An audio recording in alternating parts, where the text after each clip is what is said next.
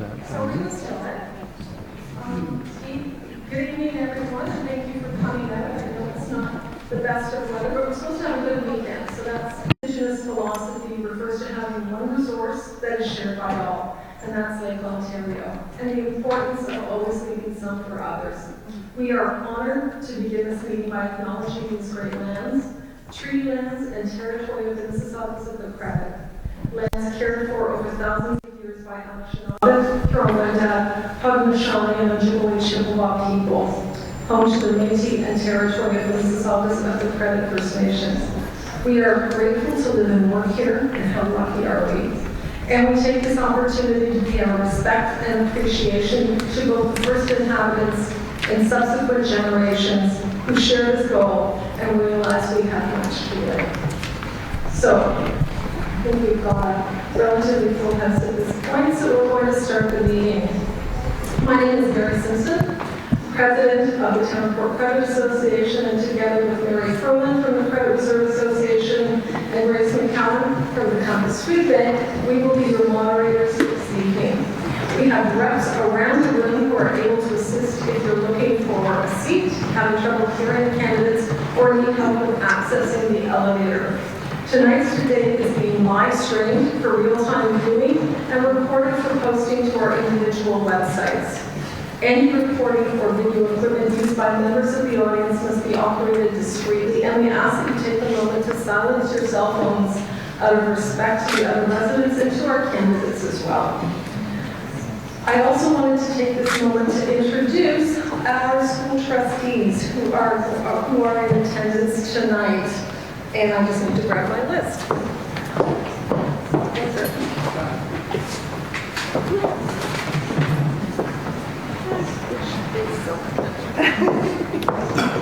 My apologies. I have my list of school trustees who are here tonight, but they're available to meet with each of you at the end of the evening, and I will introduce them by the end of today's event.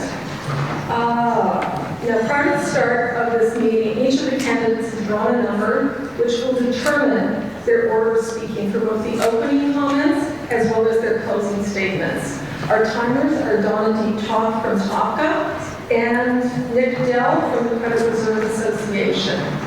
Now, both the questions from the panel and those from the audience will be restricted to 30 seconds, with a bell sounding when time is up. Responses from the candidates will be limited to 2 minutes each. They will receive a 15-second warning sign from our timers, followed by the bell when time is up. To start our evening, each candidate will be given 2 minutes to deliver an opening statement to you.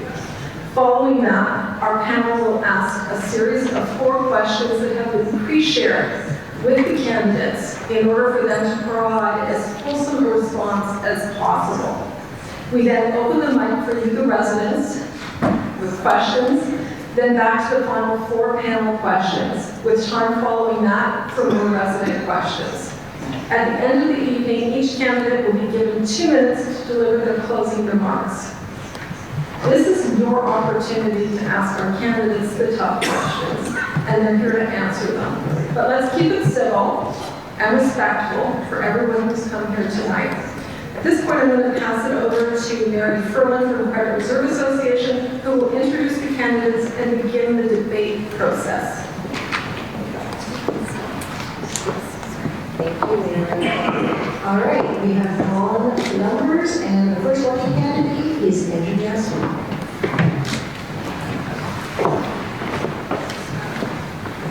Thank you. Good evening, all. My name is Andrew Gassmann, and I would like to first thank all of the organizers for tonight's debate. CRA, not the Canada Revenue Agency, TOPCA, CCRA, and the Compass, along with all of you for making the time to attend tonight. It's so great to see so many of you that are engaged in what I feel is the most important level of government. You actually have a say in what happens in your own backyard. My background: I'm a lifelong resident of South Mississauga and your neighbor bordering all 3 nodes, Applewood, Lakeview, and Minneota. I'm president of one of the largest ratepayer associations for nearly 20 years now, and truly understand the policies and procedures of City Hall, and can hit the ground running on day one. I have made umpteen deputations to council on a variety of topics, such as development, budget, the official plan, and the corresponding secondary and local area plans. I hold a Bachelor of Commerce, a Master's of Science, and most recently last year completed my ICD.D, the Institute of Corporate Directors designation through U of T's Rotman School of Business. This designation is seen to be the best in the breed for good governance. In my professional life, I worked in the finance sector for over 25 years, holding a variety of senior management roles. At present, I run my own management consulting practice and project management. As per my 6-point platform, which all of you probably received in the mail, my top 3 priorities would be as follows. Advocate for a 0% property tax increase in 2023 and balanced budgets going forward. Given the hard economic times, we've all seen it as late as yesterday, even our own finance minister has said it's going to be, is that my 30-second warning? No, That's your 2 minutes. those are my 2 minutes? All right, I'll just finish quickly. Revitalize Port Credit, Lakeview, and safe neighborhoods and streets. Thank you.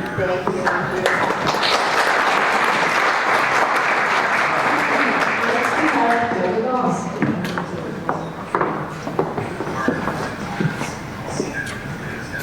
Good evening. I was asked to run my concerned residents. I'm happy with the past 4 years. I'm not a politician, but a community advocate. It was time for me to step up or shut up. The community gets the short end of the stick with the untethered growth, construction vehicles, noise, dust, and increased traffic congestion. The developers in the city get rich. What's in it for us? What are the benefits we get? Our parks are full, garbage not collected, washrooms closed, uneven sidewalks, residents scared to cross the street, poor local transit, our pedestrian and cycling infrastructure inadequate and unsafe.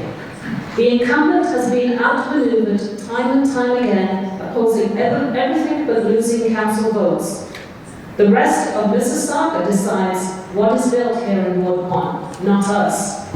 We need a solid plan for our roads, transit, and mobility, working together along the Lakeshore corridor and not straying our side streets.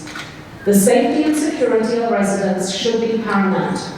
Allowing our 8 to 80-year-olds to cross the street safely is critical.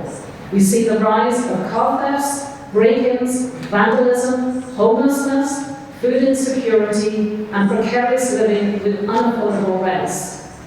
For over a decade, I have a record of bringing people together and community groups to work in collaboration, make change, and get things done on your behalf. The public realm must be great. Let's not leave anyone behind, and we all win. I'm Deborah Goss, helping make Ward 1 not only better, but the best it can be. Thank you.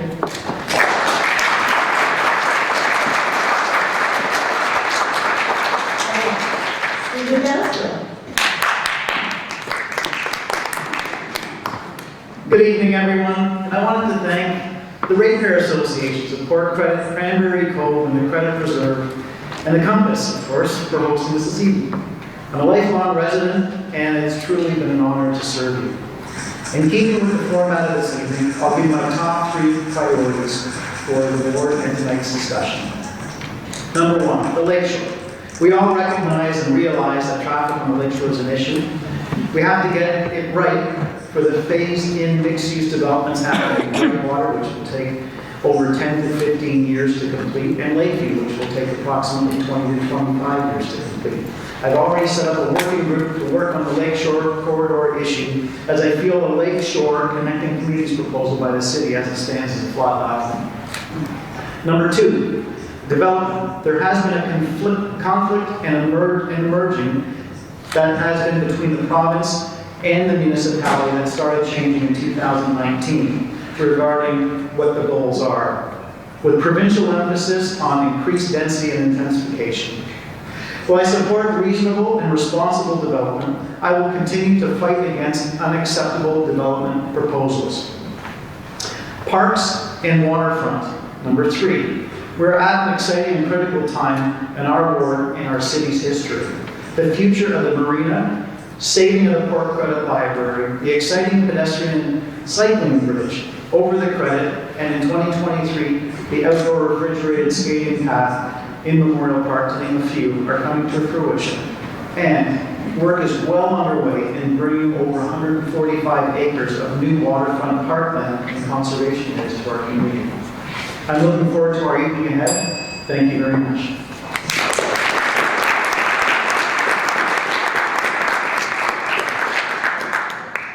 Thank you, candidates. So what we're going to do now, we have 4 questions from the residents associations, and we're going to do them in order. So just sort of cascading order. So Andrew, you went first, so now Deborah's going to go first, and then we're going to go around and around. So first question is for you.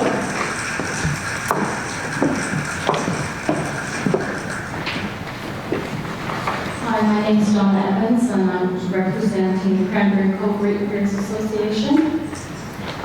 Our local area plan includes resident input on requirements to preserve neighborhood character while still allowing gentle densification. How will you give teeth to a plan that is continually overruled in favor of oversized infill development that is far from sympathetic to the surrounding community?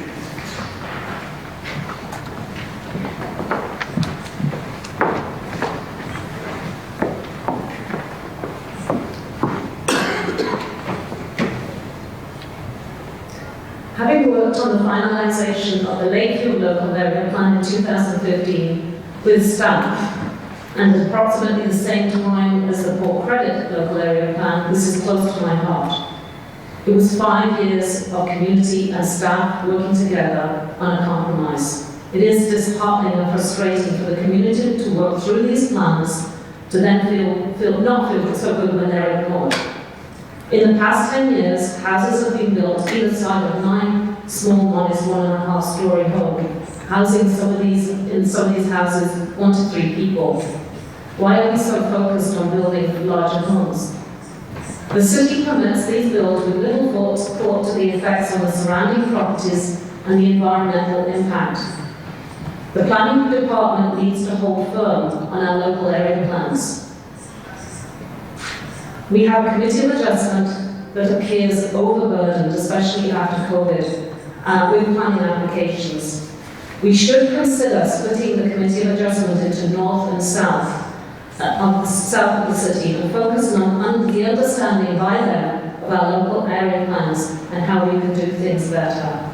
We do need more homes, but we also need attention to the residents and the homes that we have in place. Thank you.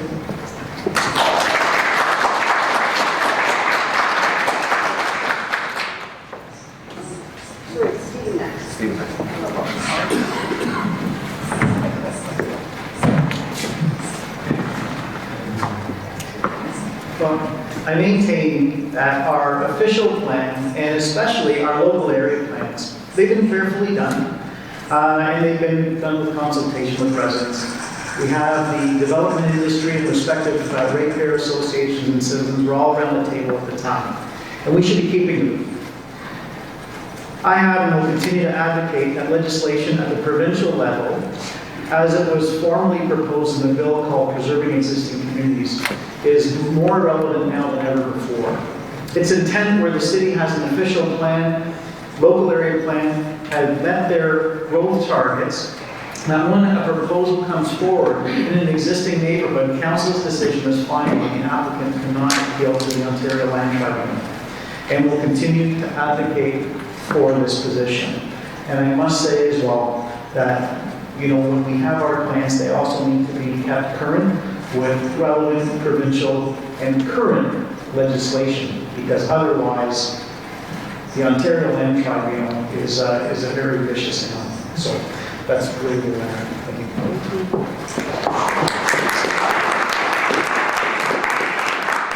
Now is up the next question.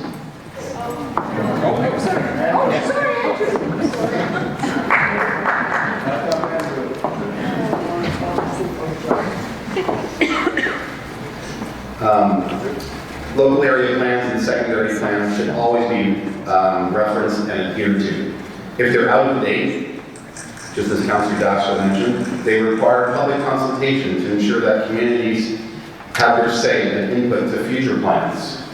Within reason, where a landowner or developer proposes an oversized infill development, I would try to negotiate the best overall outcome for the community. Heights, front, rear, and side setbacks should always be respected and adhered to.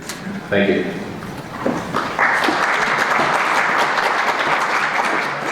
All right, now, Maya, it's your turn. Good evening, everyone. My name is Maya, and I'm representing the Compass. My question is, with each new development, we're told a grocery store, ideally affordable, is not possible due to footprint limitations. How can the city influence the type of retail offering that the residents who actually live in Port Credit versus visitors or tourists need? What are the tax breaks, as well as what are the application requirements? Thank you.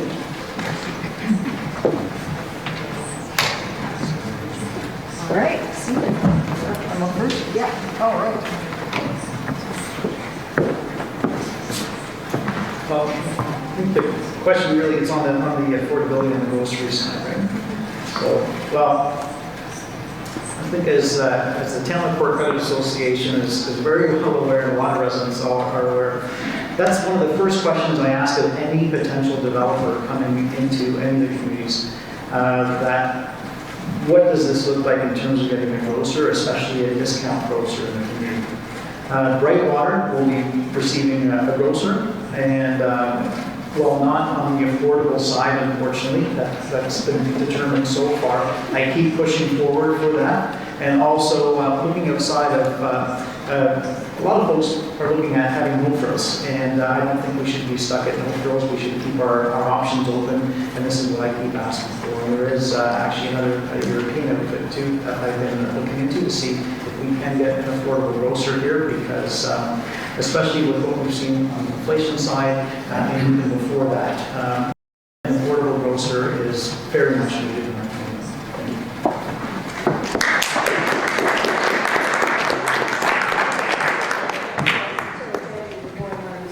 you.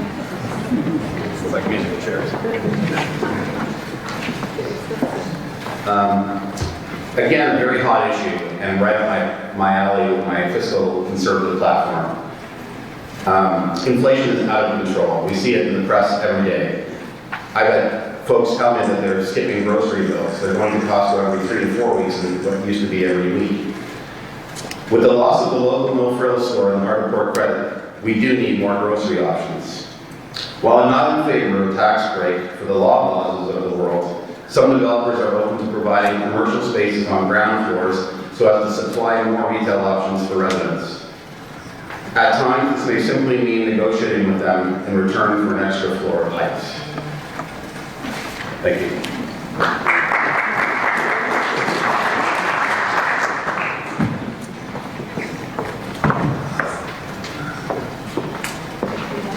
So my comment was that there will be a grocery retailer coming to Brightwater, which is 200,000 square feet of retail space. And I'm not sure if the redevelopment of the no-frills site will be able to bring a grocery store there as well, back into Port Credit.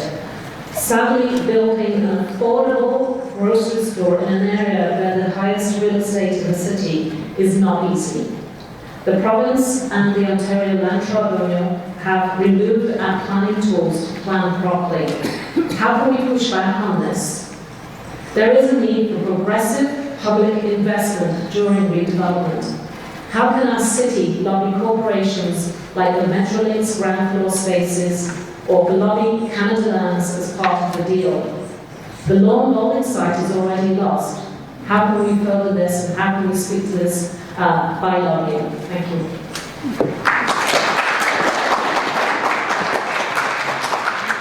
All right, for our third question, from infill to condos to retail to jobs, would an overall master plan for Ward 1 not be appropriate to balance new development and town homes with our existing residents to create a truly livable city? Andrew?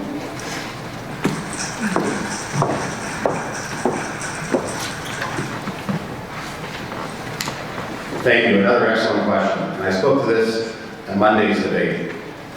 We absolutely need to have an updated master plan for Ward 1, including updated local area and secondary plans. We also need to clean up the zoning maps, as it's a hodgepodge mix right now. Some lands are zoned minimum 2 to 8, some are minimum 3 to 6, while the others are minimum 2 but unlimited heights. We cannot simply say no to all future development proposals.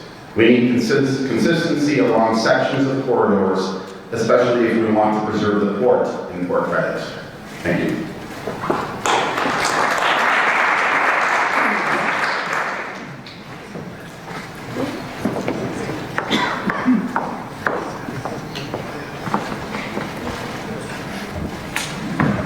In 2018, after reviewing the Lakeview Land's initial study to the city, we sent a letter to the city suggesting there should be one person in place to oversee the big picture and comprehensive planning of Ward 1 in South Mississauga. Given the amount of large-scale development, plus the 1 to 3 acre lots that have either been approved or proposed as development sites, it seemed appropriate that we should have someone who would look at our development applications in harmony with the roads, transport, green spaces, schools, hospitals in a holistic way. This did not go over well. However, for a short while, we were introduced to a new hire, and I recently asked where he was, where his whereabouts. I believe now he's working on district energy. Someone overseeing Ward 1 would help both build form impacts and meaningful economic and social targets. As we jump from one OLT case to the other, piecemeal property-to-property rezoning has failed in the study with the Lakeshore corridor and looking at general density that will be which will dramatically change every Ward 1 neighbourhood character. In fact, the study failed to include the Rangeview lands, which is almost half of the Lakeview site. We do deserve greater certainty in investment of our homes and neighbourhoods. Despite the province being the blame, the city has failed to look at the effects development can pose to our roads, transit, bike and pedestrian mobility. We need to see this change, and quickly, as we are now past the visioning development and we are now into the construction process of 2 large development sites in our area. Thank you.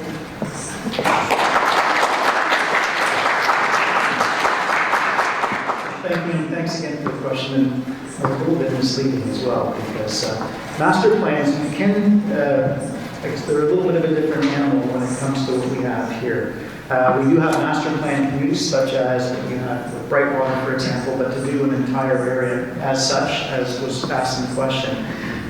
Some areas in the road are done. Gothenburg, Sweden, for example, will have a model of the entire city of how it's going to look, and they'll basically hire people to build things. We can't do that here. The ward is very large, it's not uniform. And also, we do have an area manager for Ward 1, the whole area, that doesn't overlook that. And also, when it comes to treating Dundas the same as Lakeshore, it's just not practical. And also, the plans are appealable unto themselves as you make changes. So, as you step forward, watch where you step, because everything is appealable. And right now, we are not moving in pleasant times when it comes to municipalities. Provinces, the province really are the ones that are driving the bus here. And as I mentioned, and I think all the candidates should know, that these documents are living documents, which means they're appealable, they can be changed. The only things that cannot be changed are what they call major transit station areas. And this is something that you're going to hear a lot about in the near future, or if you haven't already. They're called the MTSAs, or major transit station areas. Once decisions on those are cast, they're cast in stone and not appealable. That is one mechanism that we have right now. And that's also why there's some that are out there, folks like the Dundas Landowners Group right now, which are putting extreme pressure on candidates and on some councillors, which I have absolutely no time for. And what they want to do is start putting in density where it's not allowed before that decision gets made. But thank you. Final question for this segment is Richard from TOPCA. Thank you, Mary. I'm Richard Collins from the Town Port Credit Association, otherwise known as TOPCA. My question is, the province's new affordable housing report speaks to the need to increase the pace of development by reducing municipal input and silencing community feedback at the Ontario Land Tribunal. In fact, rumor has it that on October 25th, immediately after the municipal election, the province will be mandating no third-party appeals, meaning no public involvement. How can you, as a community leader, ensure that our voices are heard? Deborah?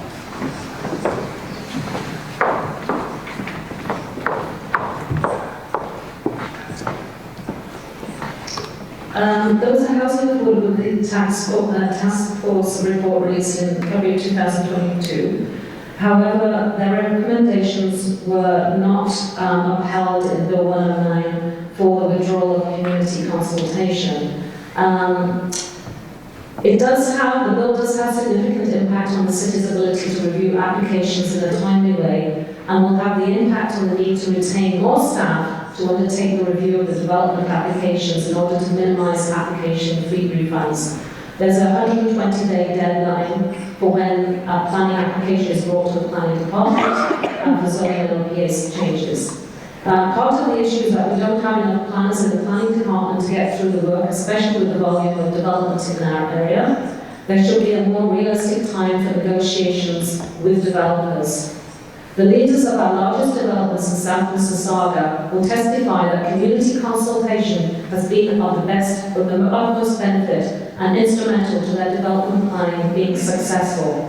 Citizens who participate in these processes show significant commitments to help make the projects happen and successful development. And our previous councillor Toby was a huge proponent of this. We are not NIMBY, we planned our own intensification. We do understand and support the need for more housing. We also expect smart development, but not development at any cost. With development also comes the responsibility by our city to the existing residents of the community. Ensuring we continue with the community input is paramount. Equally, carrying information back to you is equally important. This is not a one-way street.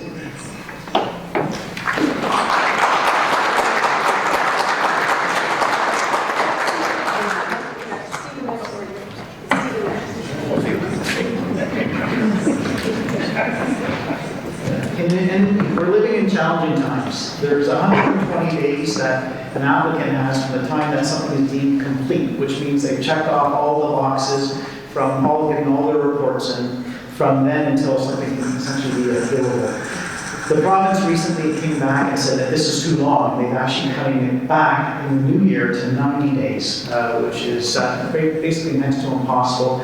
And as I think most folks know, I will not have a single development application that comes forward in Ward 1 that does not have proper public consultation. I have meetings on each and every one.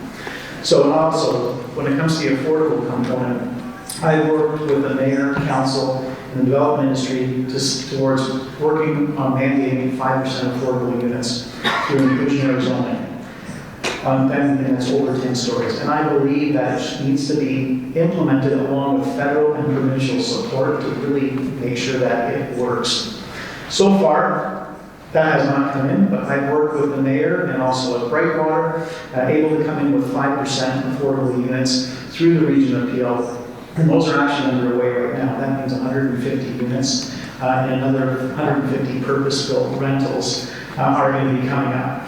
And also in Lakeview, East Avenue, there's another 150. And in Meanwhile, we did another 68 units. And 25% of those units are actually housing seniors right now. So, and also, so far in council, being a little more proactive too, they've actually been waived some development charges with regards to some affordable units as well to try to help them out. But definitely it's an issue that we all have to be mindful of.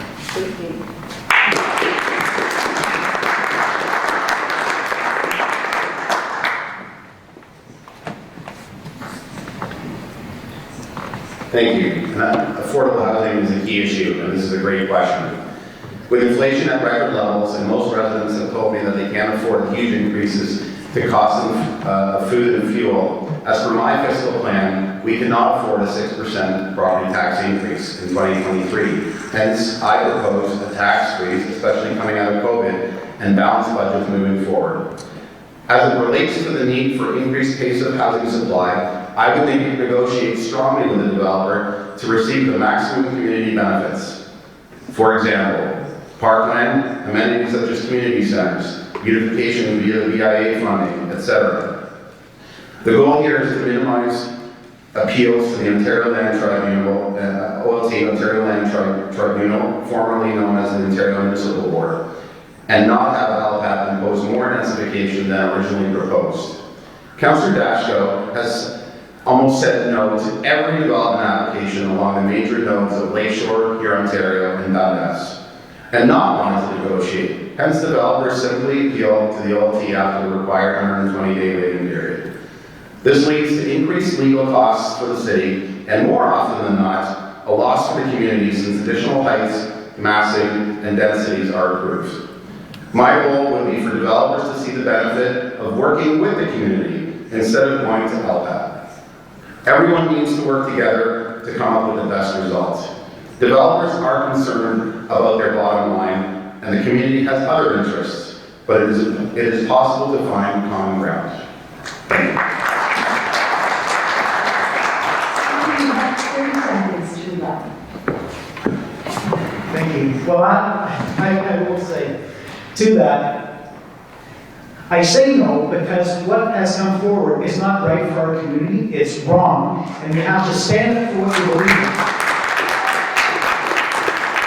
And you're negotiating with a developer. You can't go from 15 stories, what somebody's proposing, when 4 is allowed, and say that there's some common ground there. You've got to say no, and I will say no time and time again, because that is not right for the community, it's detrimental. And this is something that is absolutely unacceptable, and it needs to go. If people aren't going to actually see and turn the tide and come in with something that's respectful, then you know what? They need to go to the Ontario government.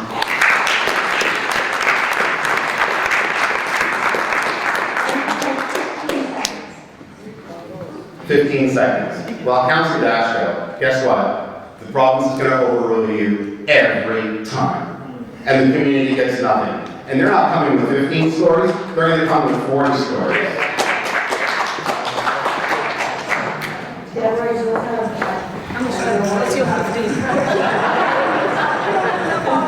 Just an aside, the Lakeshore East corridor study got set at 2 to 8 stories, and it didn't go unnoticed to the community that the same day a planning application came in for a planning agreement came in for acceptance came in for 11 stories.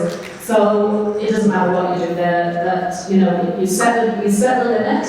And even though the city set a limit with a study, the same day they came in with 3 stories higher. That got accepted by the OLT, Ontario Land Tribunal. Thank you all. So the next segment is we're going to hear from you. So we have Grace McEwen from Compass is going to be manning the mic, and she's got the rules for outline. Good evening, everyone. My name is Grace, and as Mary mentioned, I'm a volunteer at Compass. This segment of the evening is for the residents of Ward 1. We know that candidates have a number of followers in attendance, so we're asking them, in fairness to those who are actually voting in this ward, that you allow the residents the opportunity to ask the questions. You are permitted 1 question at a time. To ensure as many residents as possible have an opportunity, please keep it brief, within 30 seconds. Please refrain from making statements. If you have more than 1 question, you can rejoin the lineup for another opportunity on the microphone. And if your question has already been asked and answered, please consider asking a different question. If an audience question is directed to a specific candidate, it will be timed as follows. The specific candidate will be given an initial 2-minute answer. The other candidates will then have 30 seconds, and there may be a rebuttal of 15 seconds, as we saw before. So if you would like to line up, at this microphone here. You've got 30 seconds. And please remember that this is only one portion of the audience Q&A. There will be another. So if we don't get through all of you, you will have another chance at the mic. So please go ahead. Good evening. My name is Rick Halliwell, and I'd just like to know.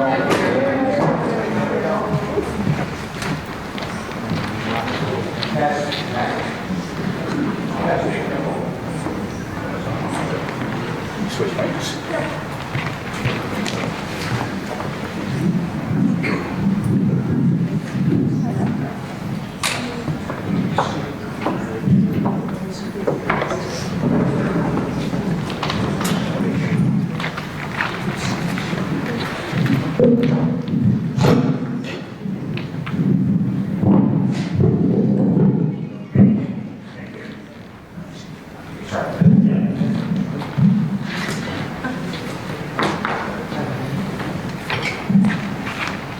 Yes, good evening. My name is Rick Halliwell, and I was just wondering, with the tremendous influx of homelessness in our ward, what would you do about it?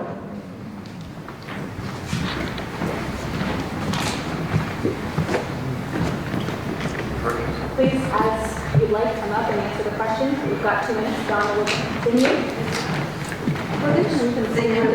Sure, yeah. And I guess considering we don't have a mic, if you want to just stand up at the table and give your response, that'd be great too.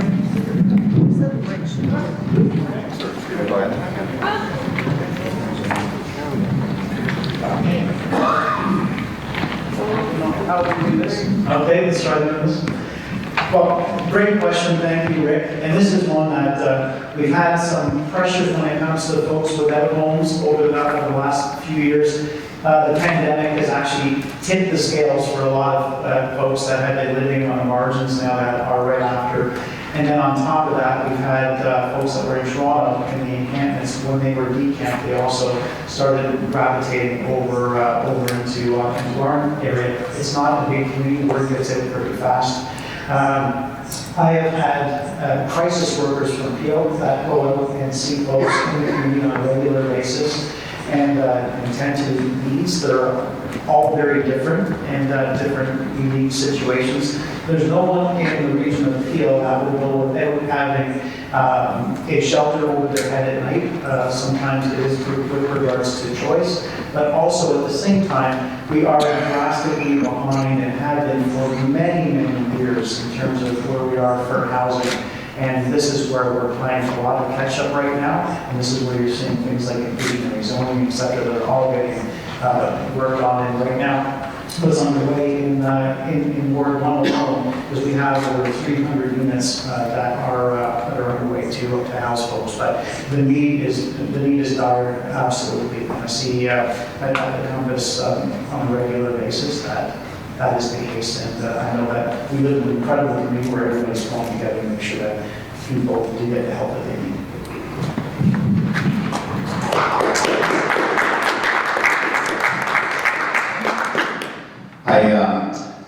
This is very, very important. So Monday, Ms. Goss pointed out we have 100 homeless folks in Mississauga. And I think I agree with, couldn't agree more with Councillor Dasko that we need more inclusionary zoning developers. If they want the height and they want the densities, they need to build more affordable units. Unfortunately, what does that mean? Affordable nowadays is like 400,000 instead of 500,000. That still doesn't do it. So guess what? They have the deep pockets. So that's the 6th point on my priorities. I said we need more public-private partnerships. So in some cases, such as this, the city owns the land, the developers have the bucks to build it, the city can plan it. So let's get it designed, approved, and built in 9 months and get these people homes and shelter. Very simple to do. You need a strong representative on council to be able to do it. Thank you.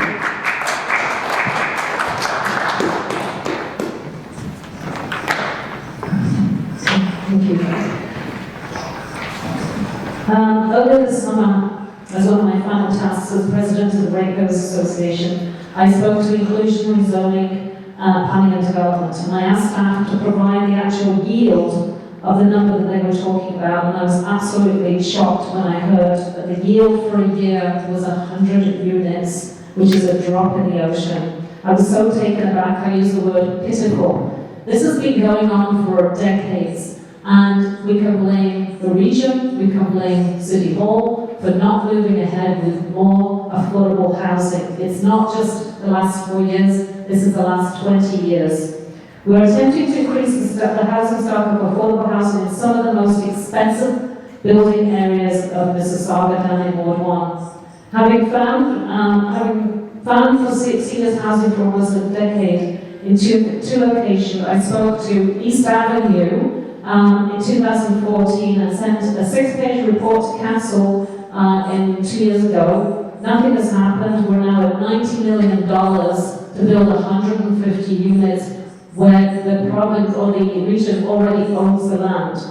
Nothing has moved ahead. Lakeview Park Public School, been speaking to that since 2016. There's an acre of land behind it for building seniors affordable housing. Again, nothing moving ahead. We have to identify land that lies vacant and unused, maybe from government stock. There is good news. A new development on the north side of the ward for affordable housing and rental on Dundas at 1024 Dundas Street West is looking to get 524 units. This is along the proposed BRT line on Dundas. Let's fast track some of these projects and get them done. What incentives can we offer the development community for building rentals and affordable home ownership?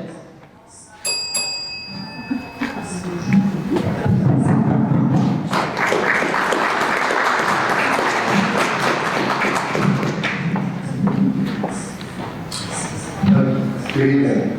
Before my question, I just want to say that it's warms my heart to see 3 strong, serious candidates in this ward. I didn't know what you expected this evening, but it has been very pleasing.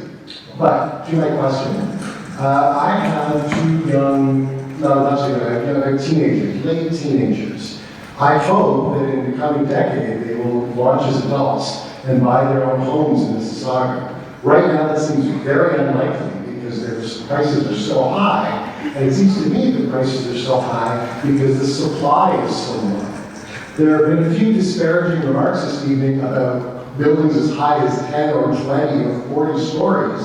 But frankly, having such buildings along Lakeshore or Dundas where we're planning to put in transit seems important. So what will you do to allow for not just gentle growth, but all the growth we need to allow people to live in Mississauga in the coming years? Thank you. Andrew, do you want to go first this time? Sure. You have the mic back up and around yourself. Yeah, you can have it at the podium. Okay. Thanks. So, very good question, sir. So, it relates back to what I was saying earlier. So, if you say no, as a current councillor has done, to every development along major transit roads, Lakeshore, Highway 10, Dundas, we don't get supply. It's tied up. The city's red tape. I mean, there's a reason why Premier Ford is stepping in and intervening with all municipalities, planning departments. Developers have told me it takes 3 years or more to get a property rezoned, then it takes another 3 years to pull a permit, and it takes 3 years to get site plan. One developer told me it took 7 years up in Streetsville to get a townhome development approved. No wonder we don't have supply. So you can say no, you can be firm no, and no. Well, guess what? The province is going to take over, and then you get what you get. So we need to work with developers. We need to speak with them. We need to get. I see this role as a mediator role between developers and the community, and whatever the best outcome is. And the zoning needs to be cleaned up. As I mentioned earlier, we can't have the hodgepodgeness. So I mentioned this on Monday. Doug Ford doesn't know the difference between Dixie, Lakeshore, and Port Credit. His community, their whole team just looks at it and says, Dixie, Lakeshore, that's on a major transit node. The BRT's coming. 12 stories. Angular plane. What the heck is that? Let's build 40 there. And then you don't get your community park in the back. I spoke to many developers, they want to give back to the community. They want to put a $5 million park in the back. They want to beautify Port Credit. Many residents have asked me, why doesn't Port Credit look like Oakville? I don't know the answer. It can, and it should. Thank you.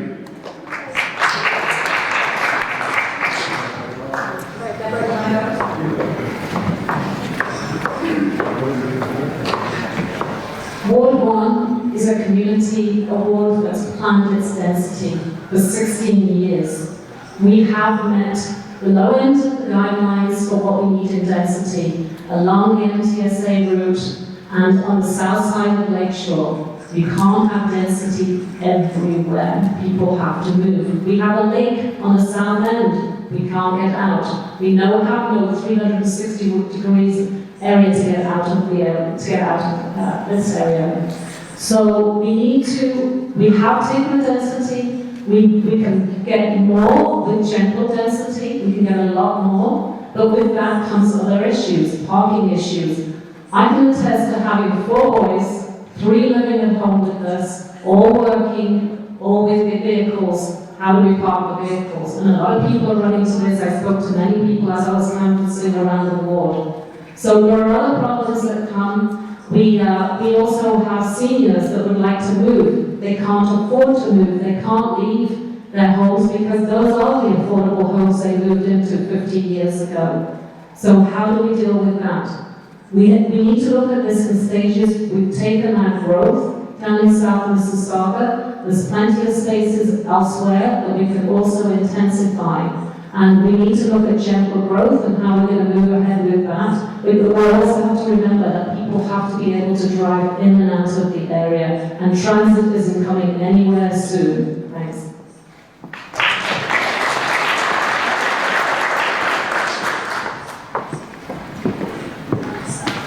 Thank you, and thanks for the question. I will say, there's a tale of many stories, and the media will pick up on certain things, and it's quite interesting.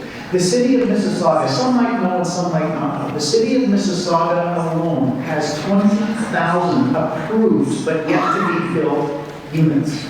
And this isn't about somebody trying to rezone things. Quite frankly, what takes extra long when you're going to rezone something is because it wasn't meant for that to begin with. And this is somebody trying to jam a circle and square it in particular times.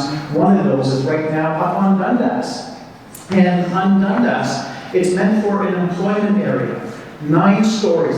This is one particular example.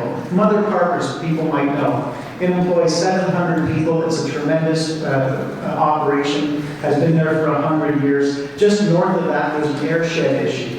There's a zoning for 9 stories right now that could be maximum for an office building. Somebody is now trying to propose instead to rezone this into a 16-story condo and also a 20-story condo right along Dundas. This certainly is not going to look like Oakland. This is going to be an absolute disaster had this type of thing go forward. So yes, we need to stick to plans. We do have a planned environment which is what's being put out there right now. And sticking to that, there's plenty of housing options in the pipeline, but we need to stick to a plan. Thank you.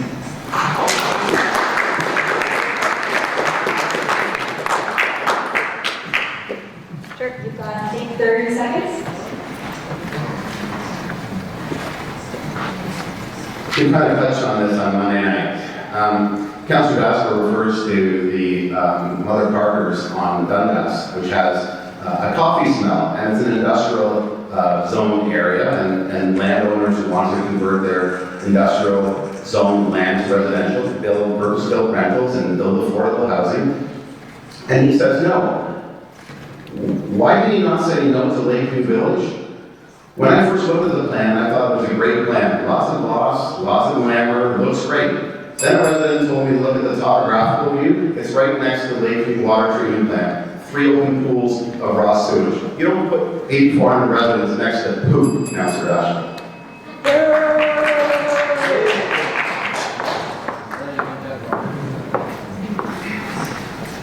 I just wanted to add to the 20,000 units that haven't been built.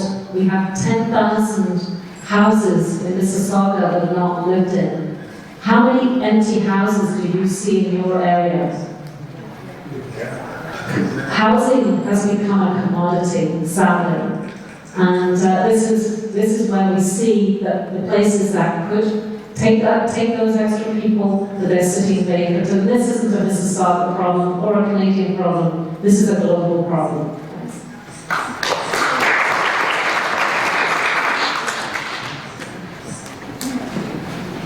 I'm Brenda McGarrell. I live on Front Street South of Lakeshore. My priority tonight is to speak about safety and security in Portrait. There have been new initiatives. I do report on Facebook things like these statistics for E-race and Project Noisemaker. It is a genuine problem, but it is a good statistics that some efforts have been made. It is, I think, the third year running. The other thing is I have to be transparent. I am on the PCBIA board. And if we can just get your question. Yes, and also on safety and security. We have a security committee, 3 years old now. We have duty police that come on weekends during the summer Christmas week. Here's my question. How will you support these continuing efforts that the PCBIA and also police initiatives have continued to grow? Thank you. Thank you. Deborah, do you want to go first this time? Great.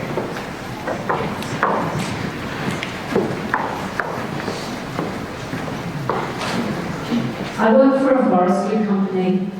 Safety and security is the #1 thing. Environmental health, safety and security. And that should be paramount to our city as well.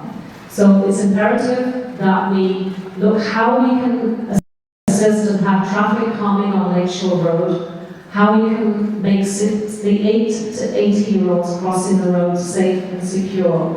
There are far too many accidents, especially in the last couple of years. I would like to see one of the things happen that we haven't seen for 10 years is to bring back the community police station. We're going to double our population in the next 15 years. I think it's important. These things take a long time. Let's start planning now to bring back that police station. The closest place that I know of is Erin Mills, and I think that's important. But also traffic calming measures along the Lakeshore Road. It's no longer Highway 2. We have to think about it in a whole different way, and we have to be innovative in our thinking. Thanks.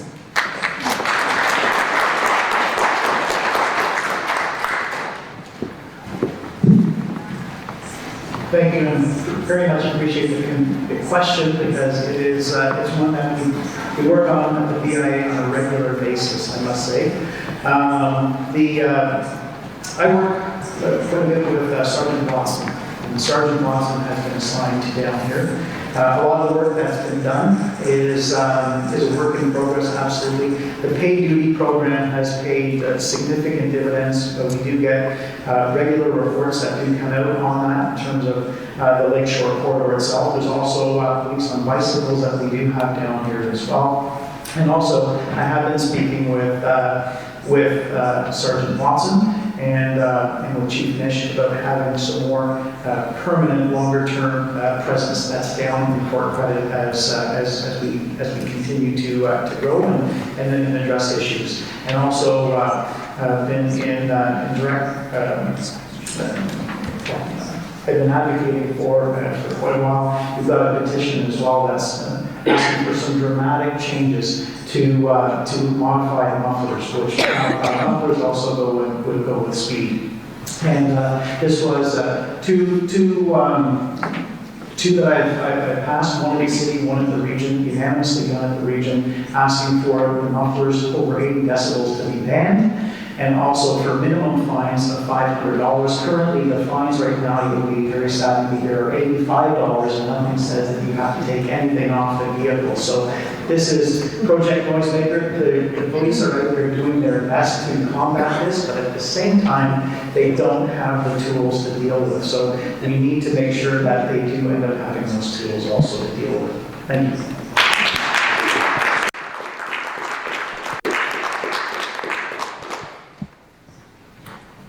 Thank you for the question. That's a great question. is point number 5 on my priority list. So in my platform, safe neighborhoods and streets, I would advocate for more police funding to help protect our neighborhoods and implement more road calming measures to reduce speeding. I couldn't believe when I started canvassing in August, when folks told me in Mineola West, Mineola East, that they've had home invasions during the day, carjackings at night. It is unbelievable the stories I've heard. We need more police presence across the city, but especially in Ward 1. We don't need them camped out in Copper Bush all day and having coffees and chatting. We need them patrolling the streets the way they used to do. And so this is less of even a funding issue, but more of a staffing issue. And I've spoken to Chief Nish, and it's also top of mind for him. Thank you.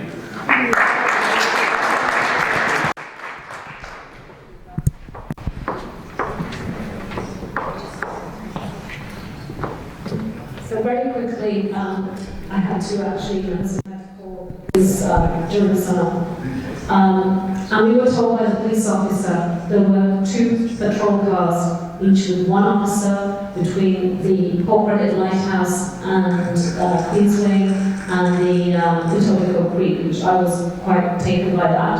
He also told us that if he gets called out, which he does to Malton, that we could potentially have nobody patrolling. And I'm sure Councillor Dasko can speak to that. As for Project Noisemaker, that's important. But for that, we need enforcement, and the enforcement isn't happening. So that's what's going to end some of these problems with the noise.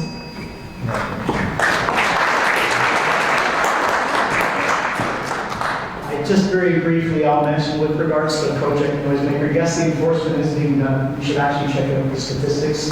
And when it comes to police resources, that's also why I keep advocating and pushing for, and I voted for, getting more full-time officers, because we definitely need the help.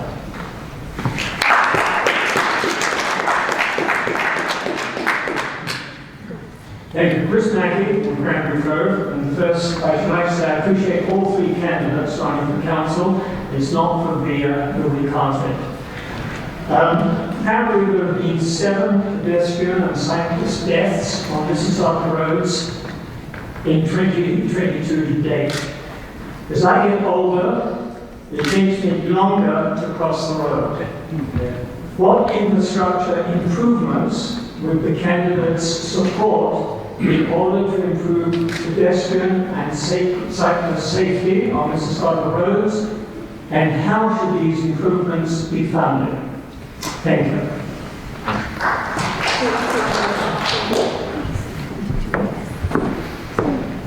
Hi, Chris. Good to see you tonight. And just wanted to say, any fatality and collision of that sort is unacceptable by all accounts.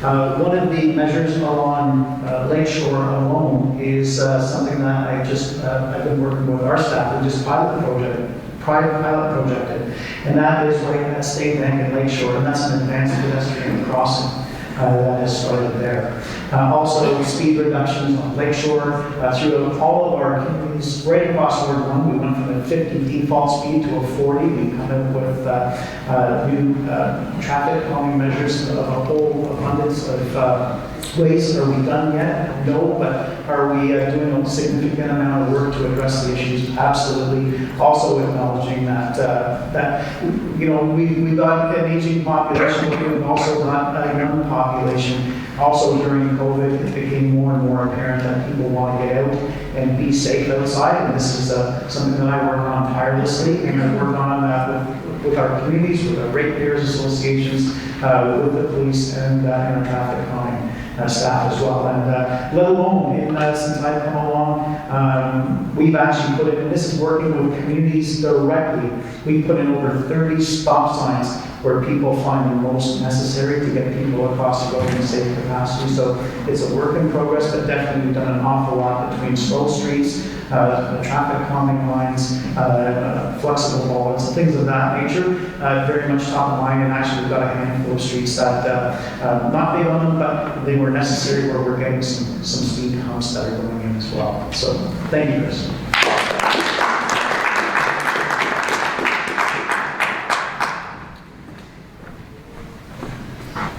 Thank you, Chris. Excellent question. Both advanced traffic lights program that Councillor Dasko was talking about, everyone on social media is saying they have the opposite effect. So people are getting drawn out earlier into the street, into the intersection, and then getting run over. So I don't think that's a good program. Chris, it's top of mind. When I read this in the last 6 weeks, I think that for the last 4 weeks, there's been 8 fatalities in Mississauga. It's one thing to put in bike lanes, but it's another to keep the cyclists safe. So what Toronto has done is put in some barriers in between, or separation between bike lanes and roads. So that's something that I would look at. I think road calming, is very important, but the barriers, everyone I spoke to that have the pylons or the barriers in the middle of the street, it's actually more dangerous, because especially with parked vehicles, people are having to cross and go on to head-on traffic. And some people are actually running them over and just taking them with them. So I think radar is a good program.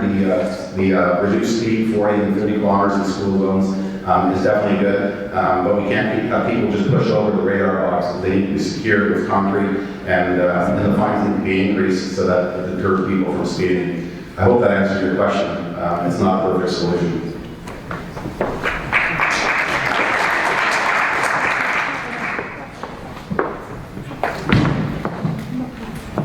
The first thing we need to do is to stop prioritizing the car.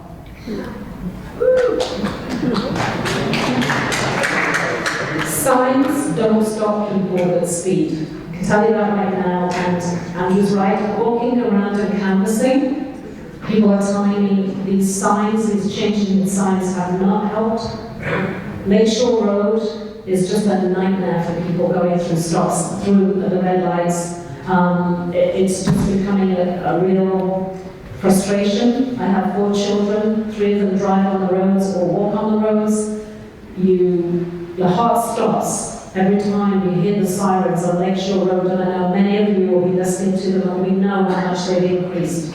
And we know what that means, who's safe, who isn't safe. The signs don't work. We need traffic calming. We need to be innovative, and we need to do it fast. We've got lots of people moving into the area. We can't wait any longer. This should have been done 6 to 10 years ago. We know how many people are moving into our neighborhood. This should have been a priority then. And now we are getting the end deal of the beginnings of what's happening with the traffic. So there's no more waiting. This is the time to start working on this and getting things in place.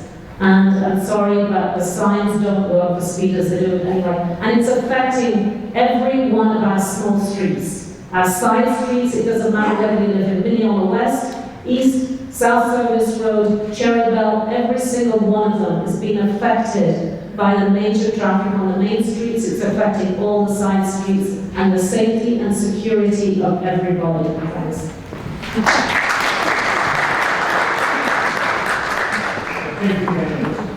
Traffic calming is a significant issue. I'm actually doing something about it as opposed to a lot of other that we've heard over the past 10 years or so. And so what we're doing is, it's never been done before in the city. Most of the streets are working, there are some that are not, and I would say that we've made adjustments to those, but also coming up with some additional changes to those in the very near future as we work all through, traffic calming. Because traffic calming to me is one of the most paramount issues that we have right across the board, right across the city, pretty much everywhere. And also, people can talk about getting out of the car, but people actually do need to get out of the car to experience what it's like to be walking. But having it safer and walkable, absolutely. But traffic calming, we're just getting started with traffic calming measures. Thank you.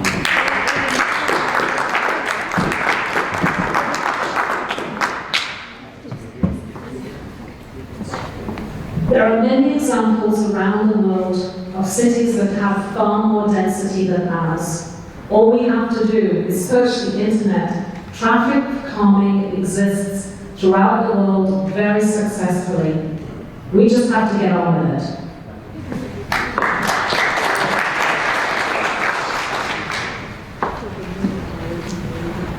Good evening. Thank you, candidates. I really appreciate you being here. And my option to give this, or to give a comment and a question. I am a 40-year resident of this area. I have a modest house. My taxes have gone up fivefold because of the allowance of these monstrosities that are all over the place. But my services have been probably worse than they've ever been. So I'm not getting value for my property tax, quite frankly. But that's not the question I have. I'm retired now, and I probably won't be able to afford to stay in my house. And I'm seriously thinking of moving. So the question to all of you is, why should I stay? And that's sort of a PR question. Why don't you give a high-level reason as to why I should stay in Port Credit?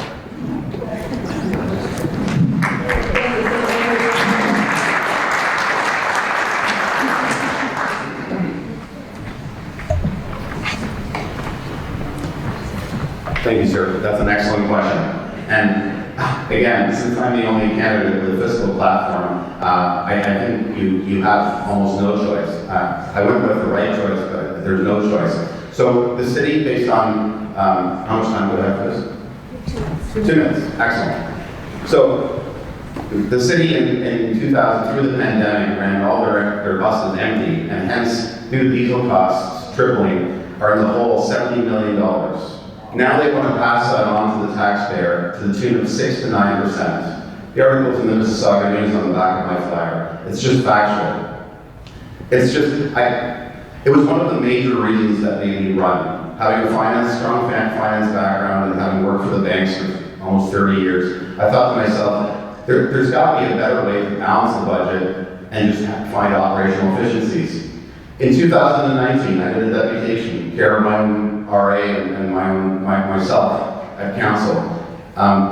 The city received to the tune of $1 billion from the federal and provincial government in ISA funding to replace their bus fleet.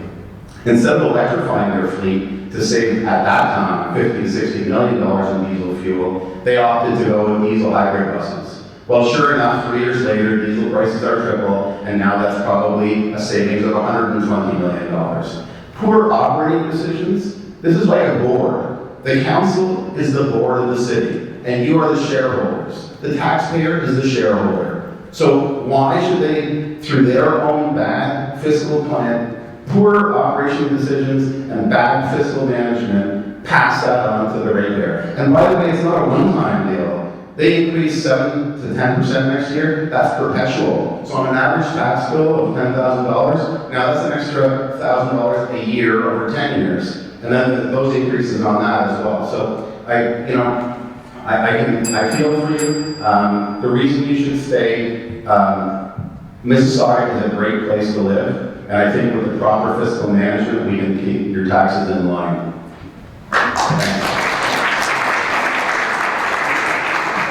Deborah's next, and Steve will get a chance to go.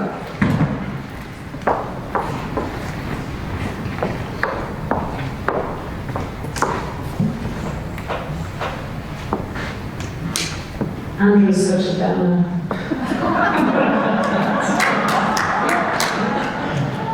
just a realist. Why say? I think this ward will lead the rest of Mississauga. I think we're going to be super innovative in what we do next, but we do need the right leader. The development is going to be painful. We're going to have fantastic green spaces. We have a wonderful arts community. We have very interesting and creative people. When I look at what the community brings to the area, so Port Credit has so many creative people, there's so many great things and events going on. Lakeshore, the farmers market, the small arms, we have beer festivals, we have so many things. And as you age, I think this will be a great place for you to live. Affordability is going to be a tough one.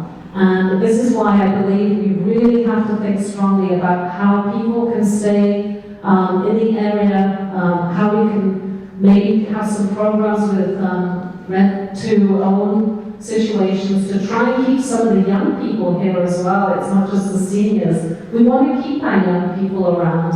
and we don't want them moving out of this area. But I think with what we have coming and the excitement of what we have planned, I think it will be well worth staying here.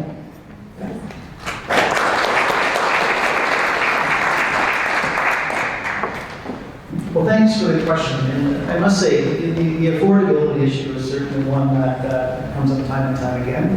We're not in a vacuum here, I will say. We're getting it everywhere. This is ongoing pressures that we continue to deal with. MPAC assessments as well. We have a 1.5% tax increase at the city to keep up with things. MPAC assessments come in and jack them up even higher, unfortunately. But when it comes to, for example, the talk of this 5.5% tax increase, why not just say 10 or 20? I mean, this is just not factual right now. We haven't even started our budget process. We have had an update which came from our finance department, but also we are looking at the province of Ontario that just had a $2.6 billion surplus, and there's been also talk of that filtering down towards the municipalities as well. We have had that, our buses that were basically sidelined because 80% of the ridership down during the pandemic was down. That came through in terms of getting basically covered off, if you will, by the province through safety start funding. Things of that nature. But why stay around? The best is truly yet to come. As I mentioned, we've got 145 acres of new waterfront parkland and conservation area. A lot of amenities. I've worked extensively to make sure that we've got a terrific place and environment for us to be. And from anything from making things more walking friendly, pedestrian, walking, cycling, being outdoors, protecting our tree canopies, etc. Really, the best is yet to come. And truly, we are the jewel of the crown of Mississauga, as Hazel has said for many years, and she's been kind enough to spend some time with me. And I will say that the best truly is yet to come. But I understand the issues that you're having, especially when next to you can possibly have one of these mansions, as I call it, and that is not helpful at all when it comes to some of the property tax base that we have.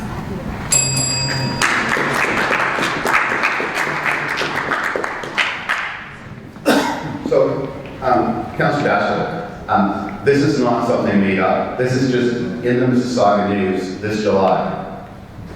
I literally just put the article on the back of my flyer because it's just factual. So, and it wasn't just a report for information. It was a pre-budget meeting, end of June. Not very much attendance because it's COVID and it's only virtual and people are getting ready for summer. But they received this report from staff. No discussion, no questions are raised. You can't say you're going to wait until November to start the discussion and until February to balance your budget. I mean, if this goes through, not only will seniors be squeezed, but we'll never have affordable housing. So it is very real, and the only candidate that wants to freeze your taxes and balance the budget is me.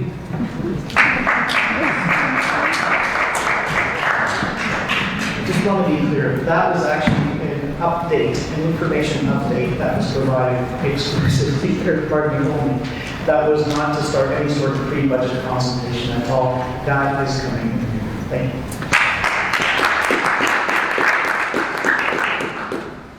I'm Pearl Chamberlain, Applewood Acres Homeowners Association, and we think we're the crown jewel.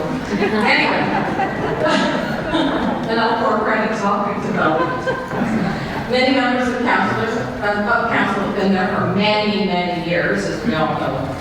Would you commit to not seeking re-election beyond 2 years? We're starting with Deborah this time. Terms, 2 terms. 2 terms, not 2 years. Yeah, 2 terms, sorry. Quick answer to that one. I believe in term limits, and it's one of the things that I would, as councillor, enforce immediately. I think it's very important. We need to turn over our councillors. We need fresh blood in council. We need younger people. We don't want people that are sitting there for 20, 25 years. I think that's really important. Thanks.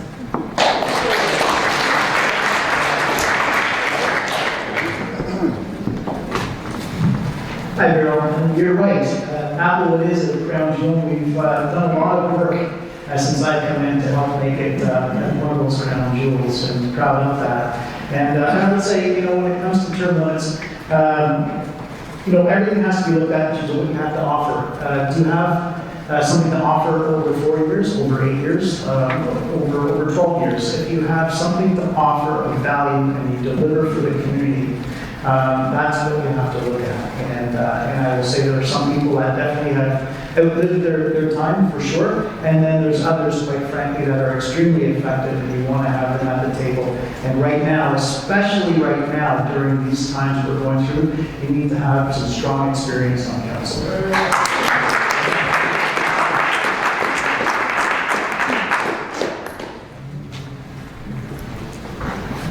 Thanks, Harold. And yes, Outwood is a crown jewel. I was going to make this one of my platform priorities. However, I checked with the legislation, and unfortunately, as a municipal council, you have no jurisdiction to limit the term limits. But it would be, I agree with Ms. Goss, it would be top of priority for me. This is not a job that you do for 20 and 30 years. Boards have term limits. I've served on several boards. You have 2 or 3 term limits, usually 3 years each. After 3, 6 or 9 years, you're out. You need fresh blood. You need fresh eyes. This isn't a job. This is the board of the shareholder, i.e., the taxpayer. So staying in there for a lifetime, just to collect a pension, not my plan. Thanks.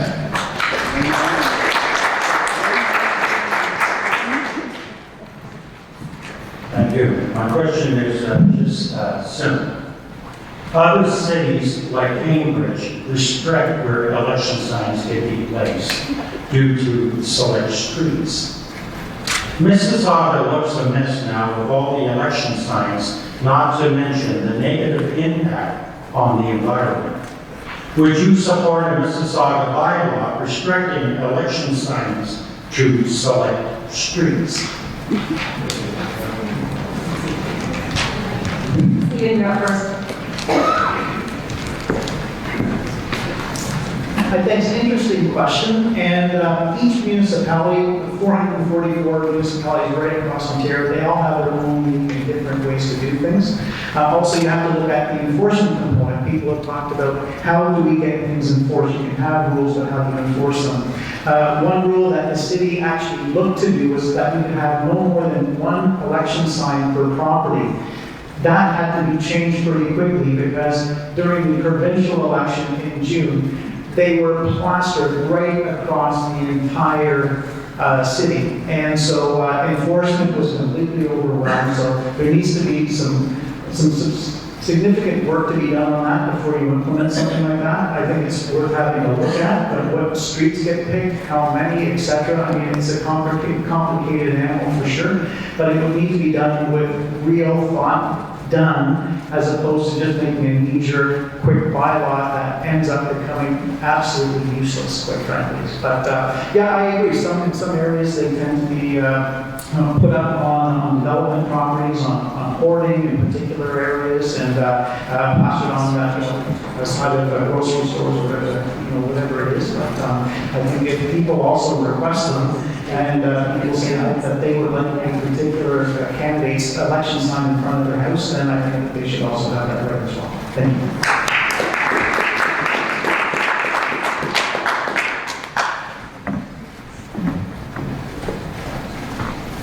Thanks for that excellent question, sir. So I can't keep up with the sign war. Incumbents have the finances, the machinery behind them to plaster signs everywhere. I went with key sites that I thought were good sites, asked landowner permission, placed signs there. Interestingly enough, this week, many of them have come down, and I don't understand why. In one instance, the mayor has replaced my signs with her signs. Father Atwater, I'll be frank. Starting on September 26th, 27th, I think I had 40 large signs with permission on Lakeshore, and they were all gone. Like a day later, Monday or Tuesday, they're all gone. Now Councillor Dasko and the mayor are back. So you just can't keep up. So rather than, and there's a more important issue that I would say that not only should they be in central locations, I decided to rent digital signs for the simple fact, on Dixie, for the simple fact that it's harmful on our environment. Those plastic corrugated signs don't break down for over 100 years. So I really think that's an antiquated way to get your message across, especially in 2022 with technology like the internet. Thank you.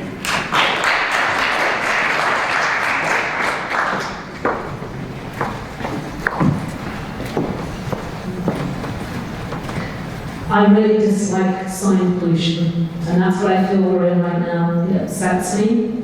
I dislike the effect this is going to have on our environment. So many signs. Let's stick to certain streets. I think grocery stores, well, one on them. We don't need to have 50 on them. Big budgets need big signs and lots of signs. I don't have that many signs, and a lot of my signs got taken down too. So I think that we should actually have no signs, but people tell me that they like some of them. But I do believe that sticking to certain streets for signs would be just fine. I actually prefer to see streets with no signs on them at all, and I think that's the way we should move forward, and I think there should be a bylaw against it. Thank you.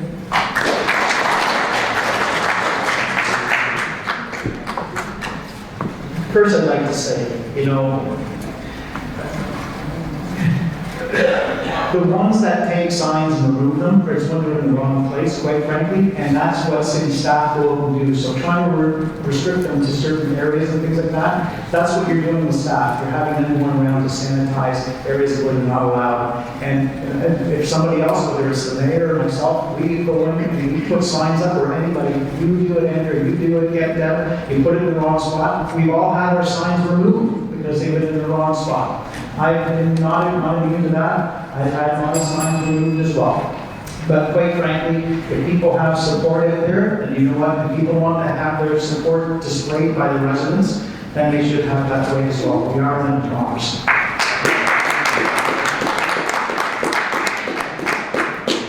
Top of the evening, strongly sensitive family is reasonable.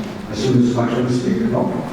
Sorry, Deborah, she's just going to be back. She's got about 30 seconds, and then we'll take your question. I can wait. I waited this long. Stephen, my sign was next to yours, mine got taken and yours did, but I'm not going to pick up anything for that. The thing is I've never placed a sign without first getting permission. So for it to be taken down from its position seems a bit odd, and when you ask the person that gave you the permission why it was taken down, they look at you and said, I didn't take it down. So it is sign wars, it's ridiculous, I'm past it. I wish there were no signs, but that's what we're stuck with. But I really would like to see a bylaw in the future that limits the amount of signs, especially in Ward 1, in all of this society. Thank you. So Stephen and Andrew also want to remain mark. You got 15 seconds each, and then we'll go to this first question. Thank you. Andrew. Sorry, Stephen. Sorry. I apologize. And accept yes, please go ahead.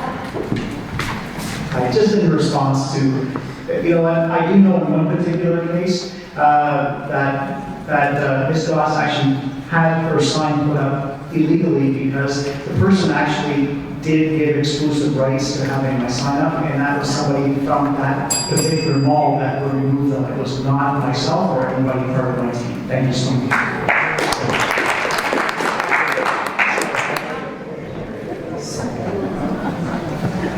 Oh boy. Well, I have permission to adopt the village too, but unfortunately, somehow, Councillor Dasko negotiated an exclusive rights to have his signs only there. Councillor Dasko, so since your signs are still up on municipal property in front of the metro, can you take those down tomorrow? I've asked the city clerk. I mean, mine were taken down, the mayor's were taken down, yours are back up again. Let's be fair.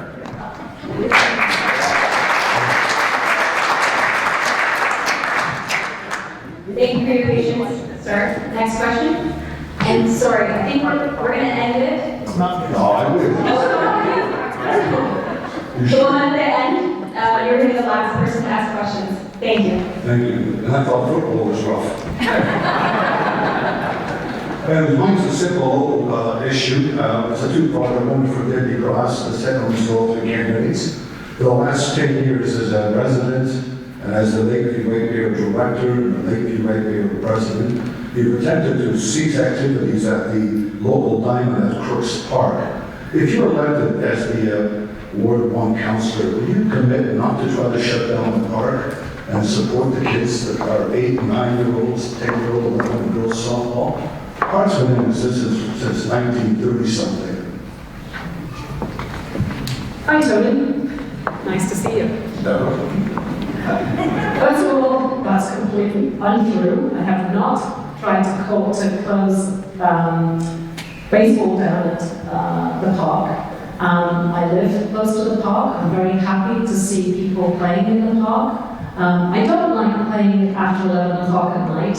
No, I don't like that. I don't think anybody else would.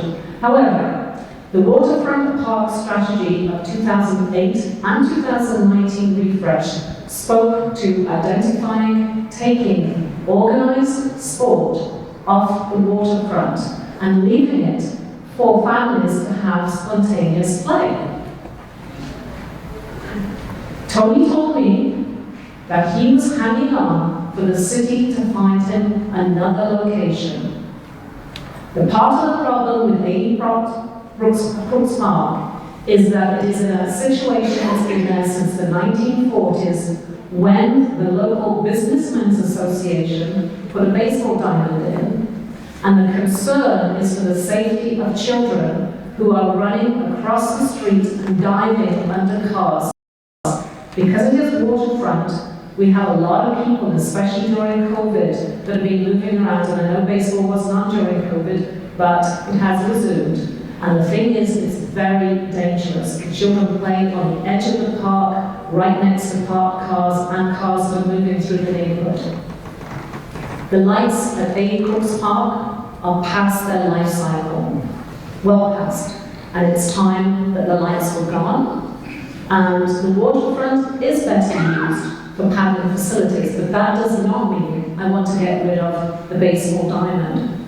What I think was a marvelous idea was by former Councillor Jim Tovey, who suggested, while standing on my property, that we put in a heritage baseball diamond area. And I think that would be a fabulous idea when we just send an acknowledgement to the fact that baseball has been there for since the 1940s, and also look at the fact that when the baseball was there in the 1940s, that it was only local play, and now Tony's organisation has become a regional organisation, and the people attending are not just young children. We have 18-year-olds, 20-year-olds playing with girls softball there as well. So there are other parts to this conversation that have not been heard.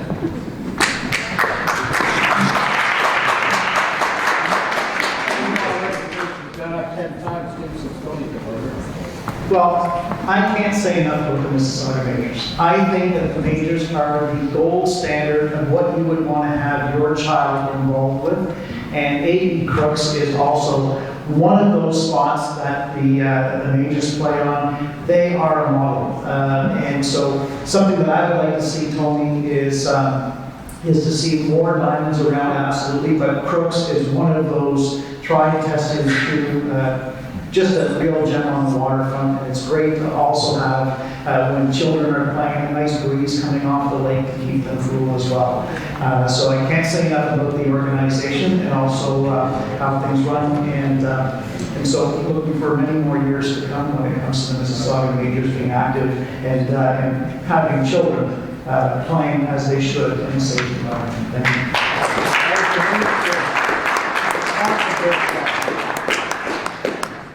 Gin in Mississauga Majors used to be called for baseball. When the gins weren't granted. Should have stayed the same. Thank you, sir, for the question. I think I spoke to your wife about this very issue actually while I was canvassing. And yes, my son is 9 years old and he plays baseball there. So I can answer, short answer to your question, I would definitely save that diamond. We don't have enough baseball diamonds in the city. If there's issues, I think Ms. Goss lives across the street, so I think if there's issues with the safety issue with kids, older kids coming out on the street, maybe there needs to be some fencing installed so that they're within the park limits. Lights, that's an issue throughout the city, that these lights are on in the summertime until 11 p.m. one of the risks that you have when you buy a house across the park. So I would say that we keep the diamond, and I'm a big fan of the Mississauga neighbors as well. My son can't wait to join them. Thanks.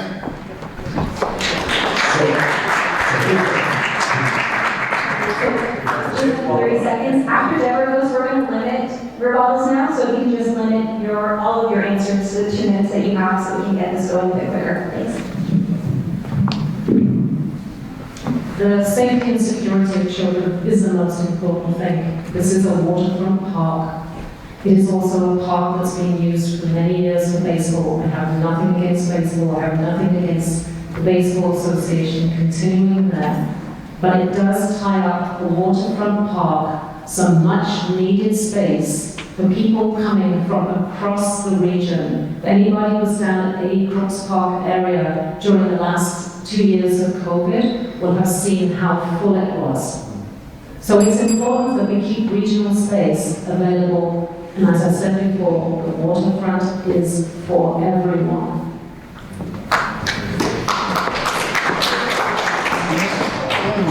So I don't want to get into a debate, but Sorry, we're going to have to limit your question there. And the candidates will be available afterwards if you would like to keep the discussion going with them. But just for the respect of the people who are waiting in line behind you, we'd like to hear those questions as well. I appreciate that. The only thing I wanted to say is, I didn't want to get into a debate or anything, but the only thing I'm going to do is what my math teacher taught me: when I hear rubbish, it's rubbish. Yeah, baseball's went up 10 times since you took over. So do we hear the next question? That'd be great. Thank you. A lot more. This is Richard Antonio, Peak Poverty Action Group and the Peak Health Coalition. My question to the candidates gets to the heart of housing. We have to be, in some way, shape or form, more focused on housing first, and the heart of housing is affordable housing as it relates to rent geared to income, type of housing. That is what we are looking at here. That's my burden tonight. And my question to you is, can we create better zoning and rezoning outcomes for more social, subsidized, rent geared to income units to be built? What are the next steps? What strategies can be developed to make this a reality is the real heart of the question. We do the same old, and we can't expect a different result. So what can we do? Thank you. Stephen, we'll start with you.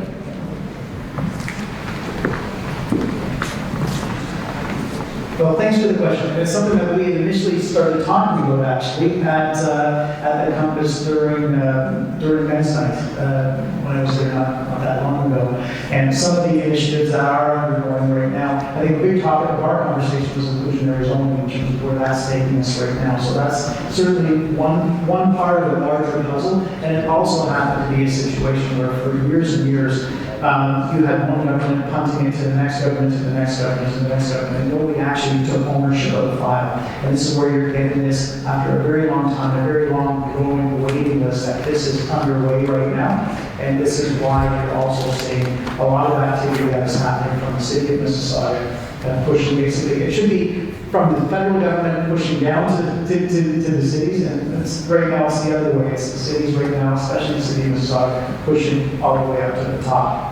This is where you're going to see some change that's happening. But in the next several years, in Ward 1 alone, you're going to see over 700 affordable units coming on stream, but they can't come on soon enough.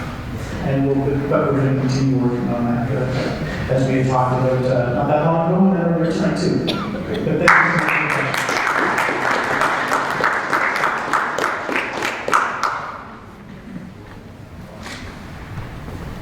Thank you, sir. That's an excellent question, and I think I touched on it earlier. There needs to be more public-private partnerships. So the city owns lots of land. The developers want to build buildings.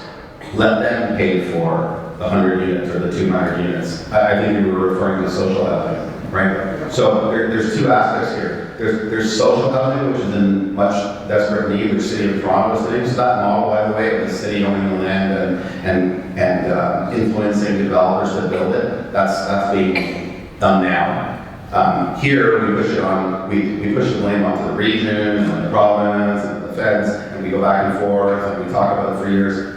I would just Do it. Just do it. Get it done. And inclusionary zoning, as I mentioned earlier, that's not a huge discount. Developers aren't willing to do it for free. They'll sell condos at 400 grand versus 500, but that doesn't solve the problem, right? That makes it a bit more affordable, but I don't think that addresses your concern. So thank you.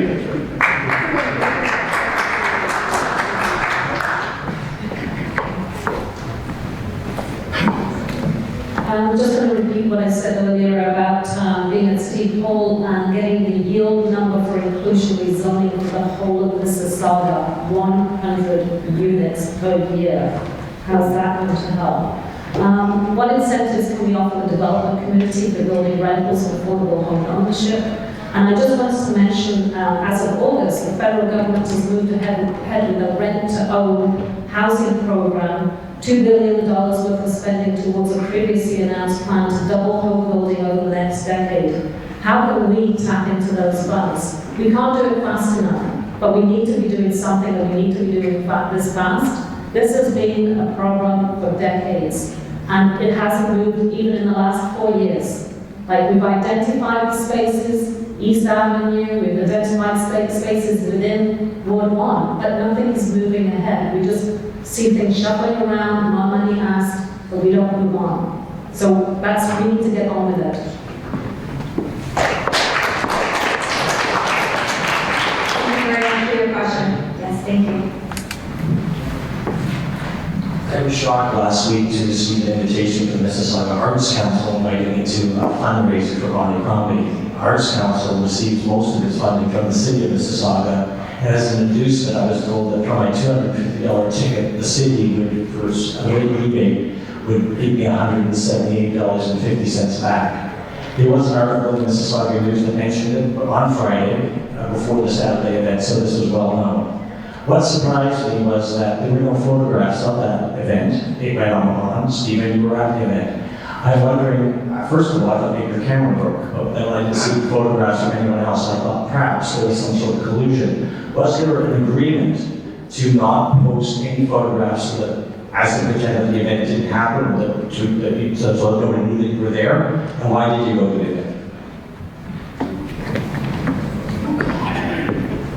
Well, thanks, Jonathan, for the question. And yeah, absolutely. I'm not on the Mississauga Arts Council. I cannot speak for them. They are their own body. That is something that you perhaps might want to ask. We asked a lot of questions for everybody else, so you might want to do that as well.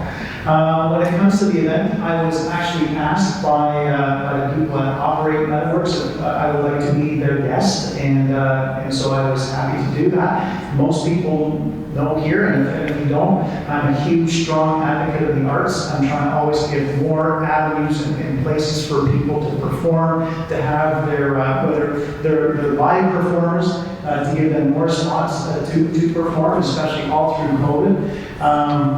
And then you could ask the same question why I show up and I happen to be on things like the Tom and Rick Show, which is probably one of the greatest things that came out of the pandemic, to showcase our local artists. So I'm always happy to support our local artists, and that's basically why I was there. And when it comes to funding and rebates and things like that, that's something that you might want to ask the Mississauga Arts Council. So thank you. Oh, and with regards to photographs, you know what, I can't tell you that. I wasn't taking photographs that night because I was actually enjoying myself, taking off the clock. I wasn't using that to campaign. So thank you very much for the question. Our last question. My name is Van Mosser. I live in the New East neighborhood. I think Ward 1 is the crown jewel of Mississauga because of the number of trees that provide us with the local community. The city has invested in many tree plantings but has not maintained mature heritage trees which afford a much more significant benefit to the community and our environment. What is your plan to manage and maintain the tree canopy for the health and well-being of residents and our environment?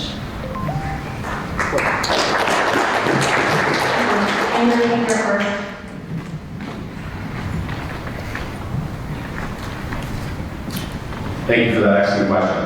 I think the city has gotten stronger on their city bylaws, so hopefully maintaining all mature trees, let alone the heritage trees.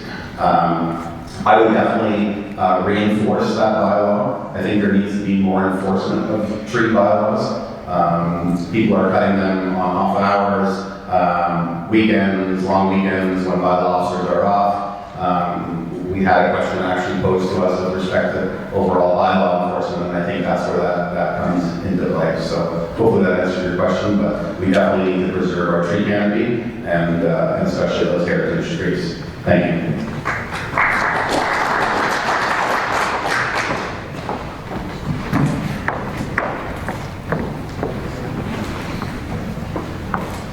I love trees. I'm a tree hugger.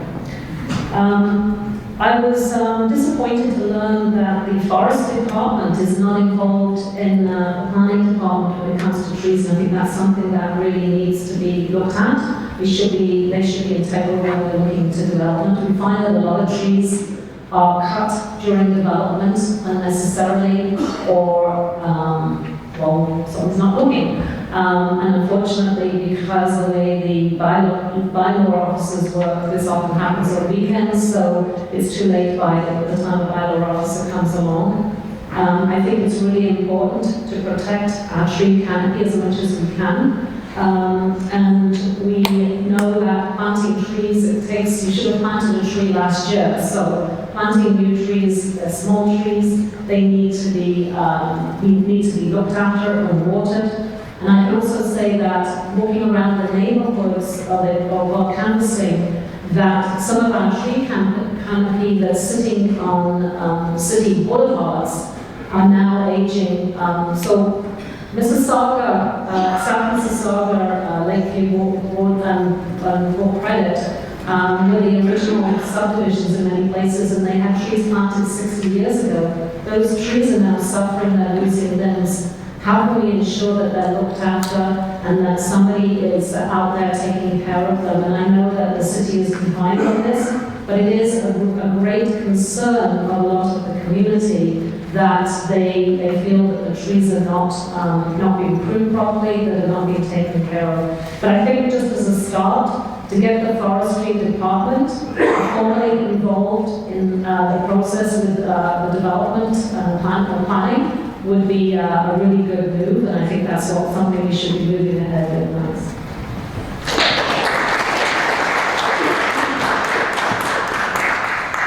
Thank you very much for the question, and this really strikes close to home because it took me 3.5 years to upgrade our public and private tree bylaws.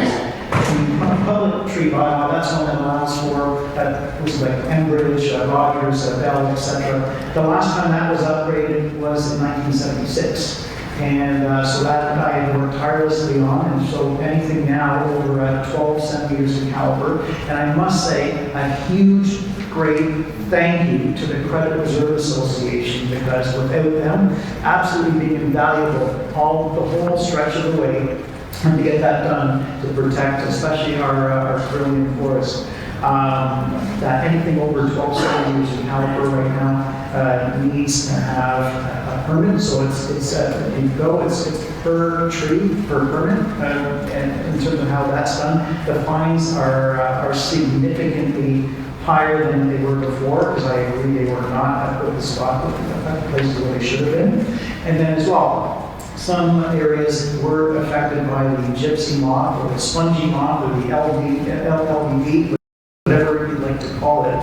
And I worked very hard with a few other councillors to ensure that we had the aerial spray program back in to help protect our tree canopy. So I couldn't agree with you more in terms of what's happened. Unfortunately, under the Ontario Building Act, when it comes to building, there is a building envelope that does not have to agree to what our tree bylaws are.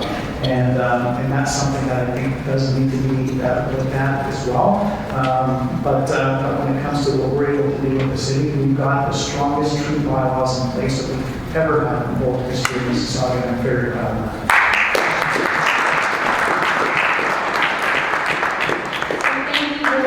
All of your questions, and now I'm going to turn it over to Mary for our final 4 questions of the night. Thank you, Grace. All right, what we're going to do, because we're coming up to the 9 o'clock, and I know everybody's got lives, so panelists, Donna, Nick, we're changing the answers up to only a minute and a half. Speed round, okay? So we are going to start, Donna's got a question, and you're going to start the answer. Donna first.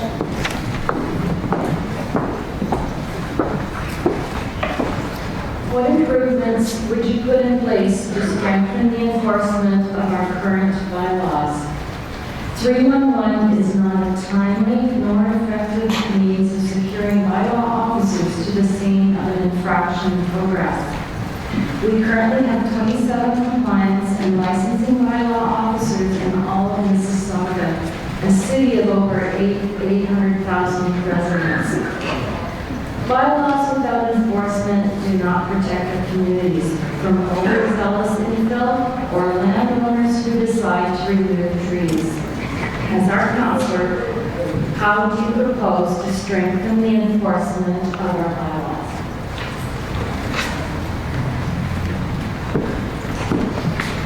Thanks, Donna. I guess one of the first things that we really do need, and quite frankly, is we need more resources for enforcement in the city of Mississauga. That's without a question. And also adding on to the application process for development and building, that folks are properly informed and are knowledgeable of the new changes that happened to our tree bylaws that I worked on and came into effect as of April 1st of this calendar year. So those are a few first steps that we can take.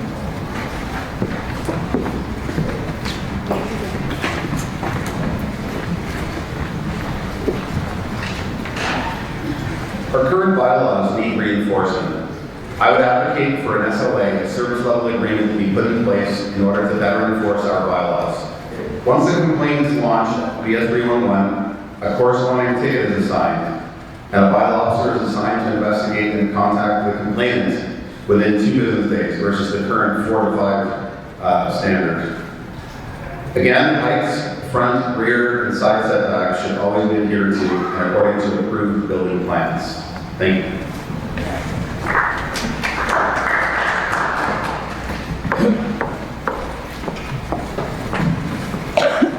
Having recently been through the 311 process for a bylaw issue, I can feel everybody's pain.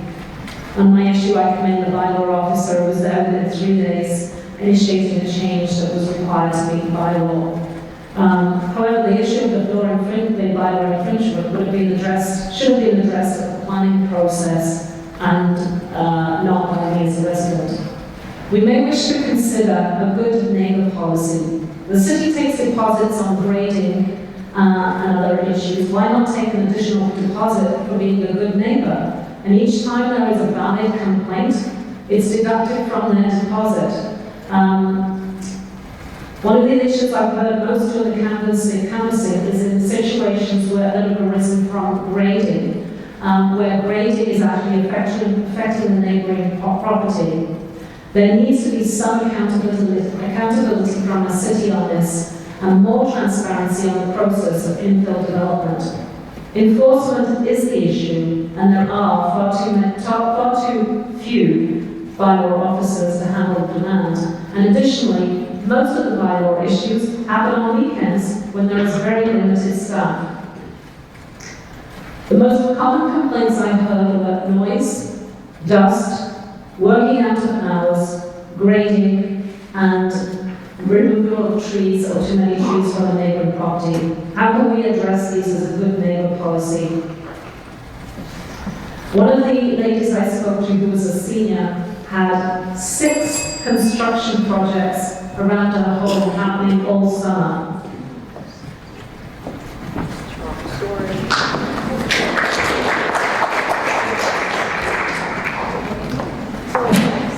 Next we have Maya asking a question, and Andrew will be first to answer.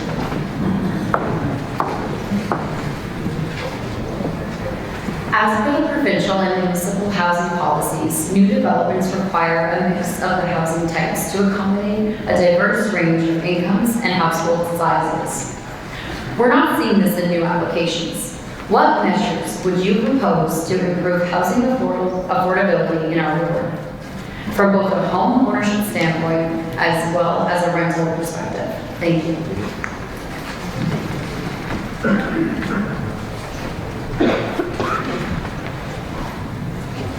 This again is a very important issue for all. Seniors need to be able to age in place, and young folks need starter homes. Firstly, as per my fiscal plan, the only candidate with one, I would advocate hard for a tax freeze in 2023 and balanced budgets moving forward. Residents have told me their property taxes are as much as their mortgage payment or their pensions. We need fiscal oversight and controls. A candidate who can understand the books and ask the right questions at budget time. To strengthen the affordability across the city, I would advocate strengthening the recently approved new inclusionary zoning policy, a requirement that developers include a minimum percentage of affordable units, for example, 5 to 10%. This means negotiating with developers so they include more than the minimum required under this new policy. In some instances, purpose-built rentals may be a feasible option. Thank you.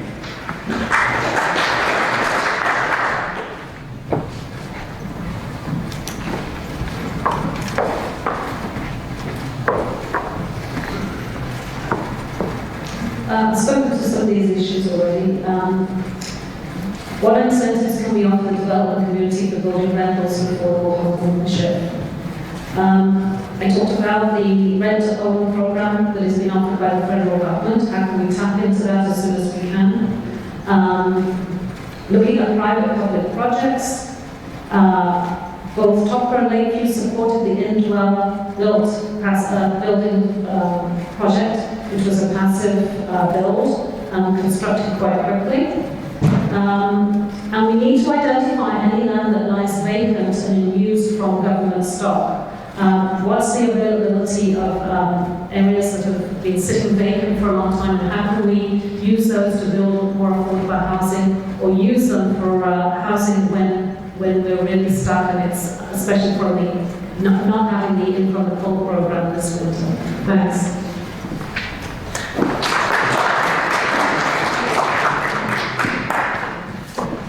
Well, I think first of all, working on getting people through the process faster and getting shovels in the ground is very important. Having 20,000 approved but yet to be built units is not helpful by any stretch of the imagination. There needs to be some changes that incentivize the developer to actually put that shovel in the ground to get things built, and also on top of that, to have some of the tax rules change so that we continue to move in the direction of having a differentiation between condo units versus apartment buildings in terms of what the developer has on their return on their investment. So having somebody basically coming in and basically be done in a very short order versus a longer stretch in terms of ownership is significant as well. And also making sure that we're working with all of our partners at the regional appeal, etc., to get those shovels in the ground, and also to tap into the most we can with regards to funding, like the rapid housing initiatives that are coming forward in the rent-to-own, etc.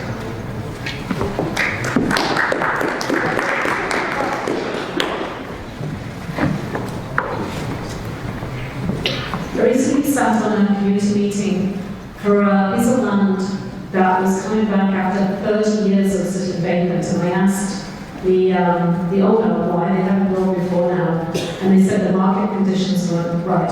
I think the city should be playing a part in looking at development applications that haven't been fulfilled and finding how we can deal with this. We have a housing shortage, we've heard all about this. So I think it's up to the city and the region to be looking at what's vacant and what hasn't been built on and moving forward as fast as they can.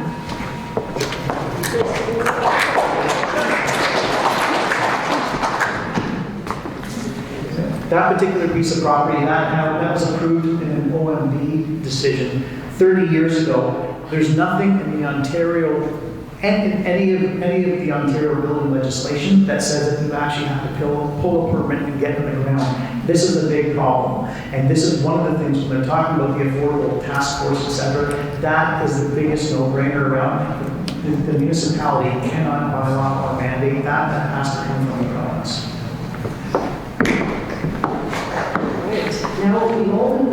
on the very final question. For those of you counting, we're doing just 3, not 4. And that's going to be Richard. And Deborah, you're going to start the answer.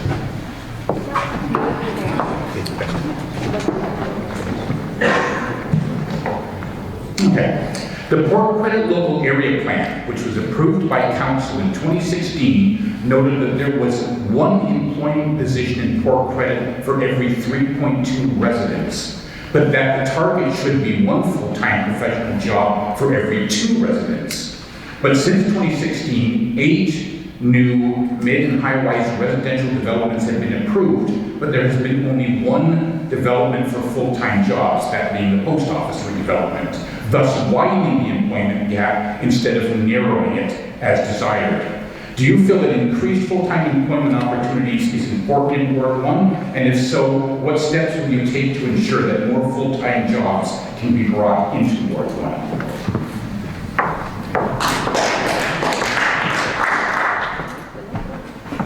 That's a big question. I certainly feel that to fulfill the 15-minute city and live, work, play expectations, we need more employment opportunities. However, many workers will continue to travel out of the area. We will see the 9,000 white-collar jobs at the Innovation Centre in Lakeview when built. However, we are also going to lose the numerous blue-collar jobs in Rangeview with its development. Despite a provincial policy to not lose jobs over development, we still have not identified areas of job growth within the ward, and most will appear in other wards of other parts of Mississauga or downtown Toronto. Again, the city needs to pressure Metrolinx and the province to help meet the targets during the Port Credit development and see where we can gain local jobs. But my fear is that most people will be travelling out of the local area. Thank you.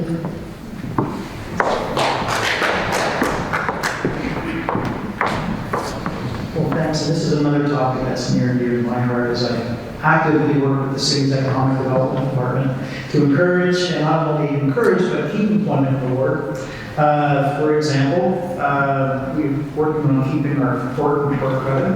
We're also looking to keep some jobs locally. Brightwater, for example, when that's fully built out, we'll end up having an employment base of 1,000 people there. That's with office jobs, etc. Also, we need to build more forward-thinking employment as well, and where we have complete communities. Lakeview at full build-out will also employ 8,000 to 9,000 people, and we need to have companies like Mindshare Workspace that have been looking for spots down here, places for them to come. And also, we've got some great success stories that we need to keep building upon, things like Amp Energy. Their head offices here, but they also have offices in the US, Prague, Singapore, Melbourne, for example.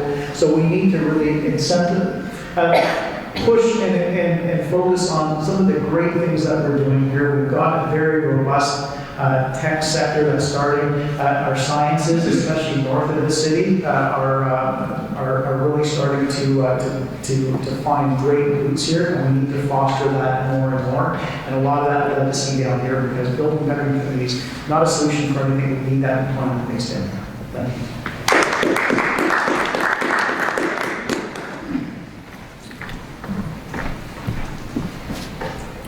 Thank you. Local area employment, especially in Port Credit, is crucial. The economy is changing. Employment is changing. We need to be creative and forward-thinking. I would again encourage and require developers to include commercial retail space on the ground floors, and perhaps even up to 2 floors of shared co-working office space, so as to allow residents to book bookable reserved space to work versus having to commute and thereby easing traffic congestion. This is already the latest trend in Toronto. Similarly, another idea is space that can accommodate a larger number of small businesses so that rent is not such a barrier to operating a business. There are such spaces in the beauty and personal care sector already. Why not extend it? Something worth exploring. Again, we need new ideas to keep up with the directions. Thank you.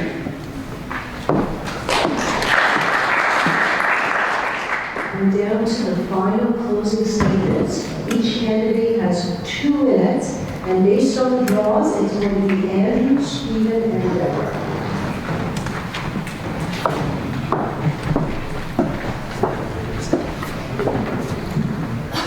I pulled first so I don't get a break.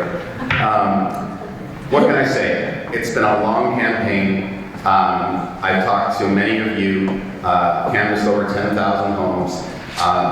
The budget pressure, unfortunately, that we're all feeling is top of mind. With inflation at record levels, we cannot afford a tax increase. I am the only candidate out of 3 with a fiscal plan.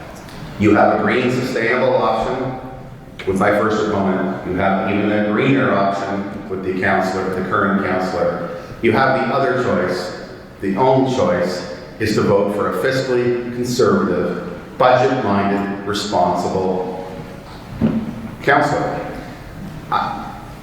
I said it before, you guys, the taxpayer is the shareholder of the city. We need stronger controls in place, better fiscal oversight, and better operational efficiencies to save and protect your tax dollars. Thank you.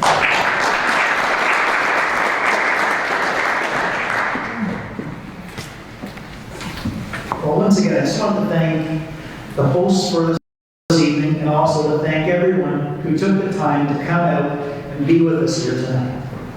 Our community and the city is a very important part in our history. It's more important now than ever to have the strongest voice with leadership and experience to be your councillor and interim council. It's critical for us to build our parks, continue to fight against irresponsible development, ensure our younger generation are able to have a place to call home in Ward 1, and to ensure our seniors are protected by empowering them to stay in their homes as long as possible and increasing affordable housing for seniors. We have worked hard together as a community and for our community.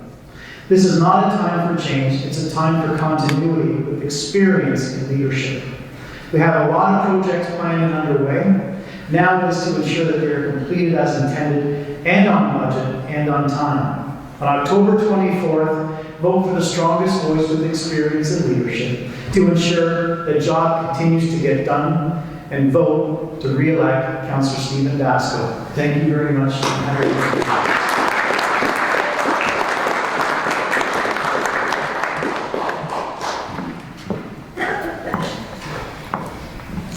Thank you to the organisers of tonight's debate for all of your hard work to make this evening a success.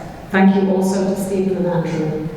Thank you for being here tonight and taking the time out of your busy lives to listen, and I hope that you have listened with an open mind. I thought that I knew a lot of people in Ward 1, but after canvassing I realised that on every street there is a different story. And it has been so interesting these last few months meeting so many people.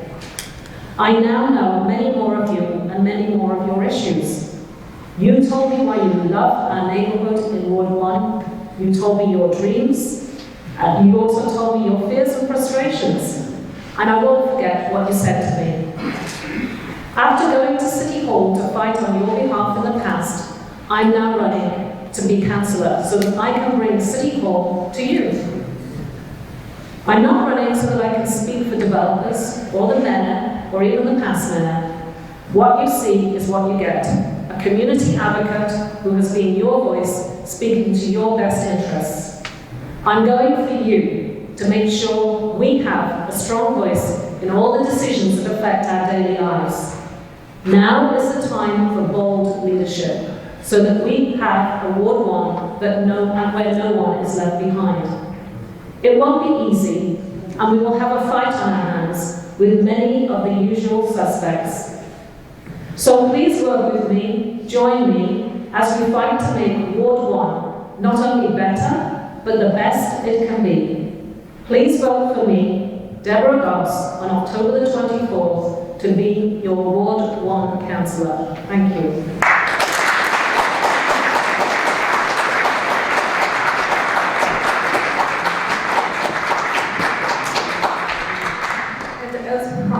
I'd like to introduce our school trustees who are in the back. If you'd like to, they've got material that they're happy to hand out and they're happy to talk to anyone who's interested.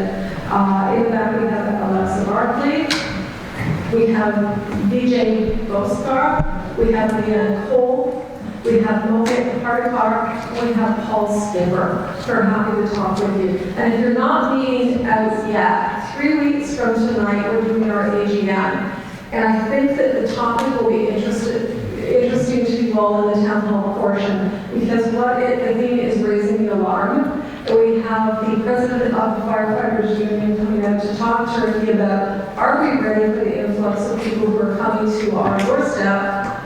And if not, what do we need to get ready? And we're looking at, rather than raising taxes, let's start looking at the development fees that are coming down, the pipes that are being diffused throughout Mississauga. Let's concentrate them back here in the area that needs them most. We're also having a representation from the local police department as to what do we need to get a satellite police station back here in Port Credit. We've got a drug prostitution underbelly a lot of people aren't aware of.